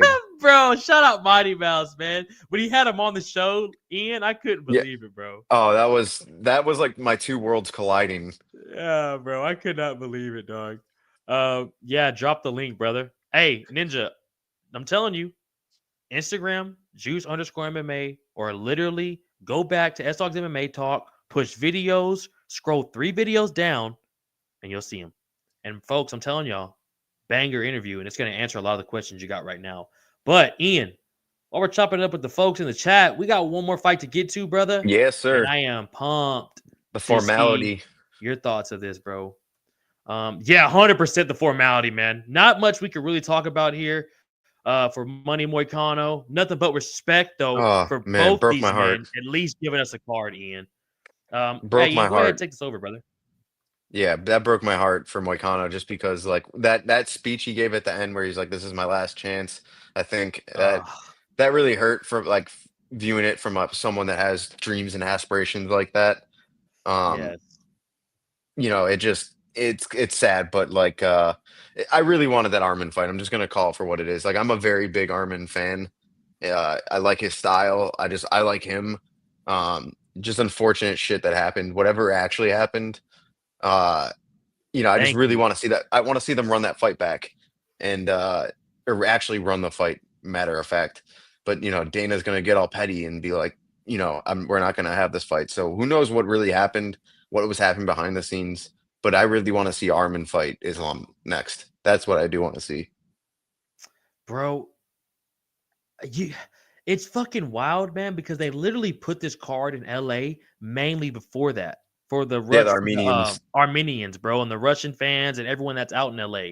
Like it's just a different type of culture out there. So they can put a co-main in Maine, bro, who nobody's even American. I mean, bro, literally the replacement was a Brazilian fighter and the ticket sales went up more. Like, it's Yeah, fucking we have a lot crazy. of people. We have a lot of Brazilians. We have a lot of, Armenians out here, a lot of Armenians in LA, especially. And then, so on and so forth. But like, yeah, no, it made sense stylistically of like why they would put it here geographically. I mean, why they'd put it here. Um, but I just really wish I wish that we get that fight next, even though Dana said it's not going to happen. Like, I just really want to see that fight. I really enjoy watching Armin fight. Hey, Dana said Armin ain't getting shit next, though. Who is he fighting next? What do you see next for Armin, bro? And man, I'm not gonna lie to you. Do you think it really was a back injury that pulled him out the I, fight?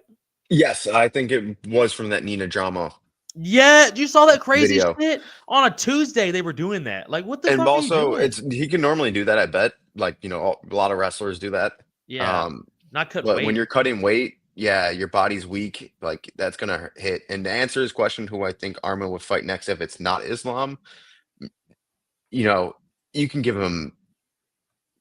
I because he's not gonna fight Dustin because Dustin has one more fight. Yeah, Justin yeah. Gaethje's already booked against Dan Hooker. He already beat the shit out of Charles. And then he's Armin. So maybe someone was saying Michael Chandler. I don't want to see that because Mm, I don't think that like what are we doing this for then? Maybe a yeah. Max Holloway Oh, fuck. Damn, Ian, I because like that. Max is staying at 155. He said. I was. What Um, about like a Rafael Fazeev? Rafael Fiziev is 11. Dan Hooker is higher than Oh, that. okay, okay. You're Michael right. Chandler You're is right. 2. You're right. And you And don't want to Hooker's give him fighting Gaethje. Gamrot again because that fight was fucking madness. And Mhm. maybe they give him Beneil. Oh my God! They've already fought previous, but it's like you're the reason Beno didn't have a fucking fight. You kind of Yeah. fucked him. He still got his Well, win and show money, but yeah, I was gonna say I think he won in that day yeah, if you're anything. right, Ian. You're He right. didn't have to fight. He didn't have to fight Moicano. He got paid and he took no damage. Win-win, bro. And it was in Cali. He didn't have to leave his home. Exactly. I'm just saying, Yeah. win-win. Yeah, that's a good point, bro. I would like that, man. I don't think Dustin happens, like you said. Dustin's looking for one big fight to end his career on. Um, Exactly. Which fuck, I man. maybe as Chandler, who knows? So, You know what I'm saying? Maybe steps up who to knows? 170, fights Nate Diaz or something like that. Yeah, some wild shit, but like Yeah. let's give him his due, what he asked for, and let's get out the way. And he doesn't want, he's not going to make another run. Let's let him go out in the way he wants to go out because he deserves it. He's another 100%. guy that's been in a big part of the UFC for a long time. And it's just a literal dog. Junkyard Yeah. fucking dog. Never, bro. It has 30 plus UFC fights damn near. Has never been in a boring fucking fight ever. No, like, he deserves his due. But to answer the question I just saw a little bit earlier, about who, or rather, Who's next? about Islam going up, Mm-hmm. I could see that, but there's too much action at those other weight classes, I think. Like right now with 170, we already have a fight with or I think, right, Bilal versus Shavkat, or is Yes, that, yes. so we already have that on the books. Leon's already fighting Jack. Mm-hmm. Kamaru Usman is, Fighting Buckley, yeah, apparently. but even if he isn't, he's not going to go up and fight this guy who's managed by his manager, who's also a top guy in that Yeah. weight class. They're And not him and going to do Habib that. are friends. Well, yeah, they all have the same manager. Yeah. So and even let's just even go up to 185. Let's just say for shits and gigs, Drakus and Strickland fight. Let's say Drakus wins because he Yeah. already won. Israel's already fighting Imavov, but like, why would you put like Islam versus Drakus? Like, Mm-hmm. and those guys don't usually like switching out of weight classes, anyways. Yeah. Khabib would never do it. No. Like, so it's like, why do we expect them to do that, or him to do that? Yeah. And honestly, bro, I wouldn't mind seeing him fight one or two more times at lightweight, man. I know the double champ status is cool and all, but like, to give it one or two more. I know there's not a lot of people left, bro, but like, he's fought Money Moicano on a fucking day notice. Is Volkanovski twice, bro, who's a 45er. And Volk, let's also not forget, Volk was at like last second notice as well for the one that Oh, you're the right. one that didn't go. The That didn't go second his one was way. on a fucking week notice, had to fly to fucking No, Abu Dhabi. less than a week notice, and then all like, What the and we go fuck? back to the first time Volk took it to him. Oh, bro, literally, I thought Volk won that shit. I was literally I over here did with my too. friends. Like, double champ just happened. We just witnessed fucking history. Oh, I love Volk, but yeah, I think it's time for him to keep defending one or two more, and then he wants to go up. Fair play. You did your thing, Facts. but Facts. let's bring it I'm back to the days. Let's bring it back to the days where you had to earn becoming a double champ, Thank not you, just bro. one or two title defenses. That doesn't warrant that. You got to clear out the division like what Volk did, and then Yes, you can bro. go and try. Yes, bro. Because there's still, like you said, there's still two or three more guys that it's like, bro, you haven't even fought them on your way up to get the belt, and they're Yeah. fucking top 5 now. Like, give them a shot. Even so, Armin deserves the shot, even though they fought already. Like, Dude, they Dana's fought it. so pissed at him, bro. He might Yeah. make that motherfucker fight 3 more times. Oh, probably. As fortunately, but like, I'm just throwing it out there. Like, there's guys to be fought. Yeah, There's not just Charles. Mhm. Like, there's a bit of guys like Gamrot is a guy I could see coming up and contending against them. Sugar's with you, bro. Sugar said, I thought Volk won the first fight as well. Western says Volk would have beat Islam if he had another round. 100%, bro. Yeah. Oh, yeah. 100%, bro. Yeah. It would have been like what we saw round 5 against Marab for Umar. Bro. Just broken. Literally broken, bro. I'd about to say, you very rarely, bro, do we see many Dagestanians and Russians get broken. But Volkanovski in that 5th round, I mean, bro, remember Habib in Islam's face screaming at him? Yeah. Screaming, bro. Like, fucking in his shit. Get the fucking job done here. What are you doing? Yeah. It's interesting, bro. Shout out the UFC, man, though, for giving us still a pretty decent card overall and saving that main event, dude. It would have sucked not to see Islam fight at all. You know what I'm saying? Yeah, I mean, if I'm being honest, I was watching it for the co-main the whole time, even before that fight. 100%. But yeah, no, it definitely saved what in my mind was the co-main. Yeah, bro. Man, Ian. Overall, though, man, solid night. Yeah, no, definitely. And we're about to have another solid one with the national championship. I'm looking at it right now. I looked up and I was like, we've been on for 2 hours. I just looked up and I was like, Ohio State's running out. Yep. I was like, we couldn't have timed this up any better. Yeah, we teed this up to the fucking minute. All right, that's the type of guys we are. That's folks. That's Sdawgs Mma Talk. That's what you're gonna get over here, as well as Juice_Miller. Bro, I'm glad to have you on. Juice_MMA rather. But bro, I'm glad to have you on, man. Always I had a down to great have time. you on for these lives, dude. I appreciate every single fucking one of you in the chat right now. 116 of you in here right now. fucking big appreciate everyone in here, man. Shout out Olin too for hopping on earlier, brother. Shout out Western. This has been a great show. Appreciate you guys. Western, we appreciate you, bro. We appreciate Ninja. We appreciate Juice Man. We appreciate Lethal Sugar, Lane, my boy Kathy, everyone in here. Checkmate Entertainment. Glad to have everyone in the chat. Big appreciate Ian for giving me 2 hours of his time right now, hopping on, doing this live with y'all. If you're not already, folks, turn on some football. We're about to watch Notre Dame versus Ohio State. About to have a badass Whoa, whoa, national whoa, whoa, whoa, championship whoa, signed up. whoa! It's the Ohio State University. Hey, and we know who Ian's going for. And just like that, we know Ian's rocking with them Buckeyes, baby. Good talking to you guys. Lethal Sugar, good talking to you. Ian, is there anything you want to say, brother, before I hit this outro and we wrap this up, man? Yeah, I will always choose anyone over Notre Dame. There we go. Y'all heard it here, folks. Y'all heard it here. Shout out Ian Miller, folks. I'm telling y'all, like, subscribe, comment to everything this man's doing. Juice_MMA, Sdawgs MMA Talk, MMA Anomaly. Big appreciate you, folks. We're out of here. Y'all have a great rest of y'all's night. See y'all Thursday.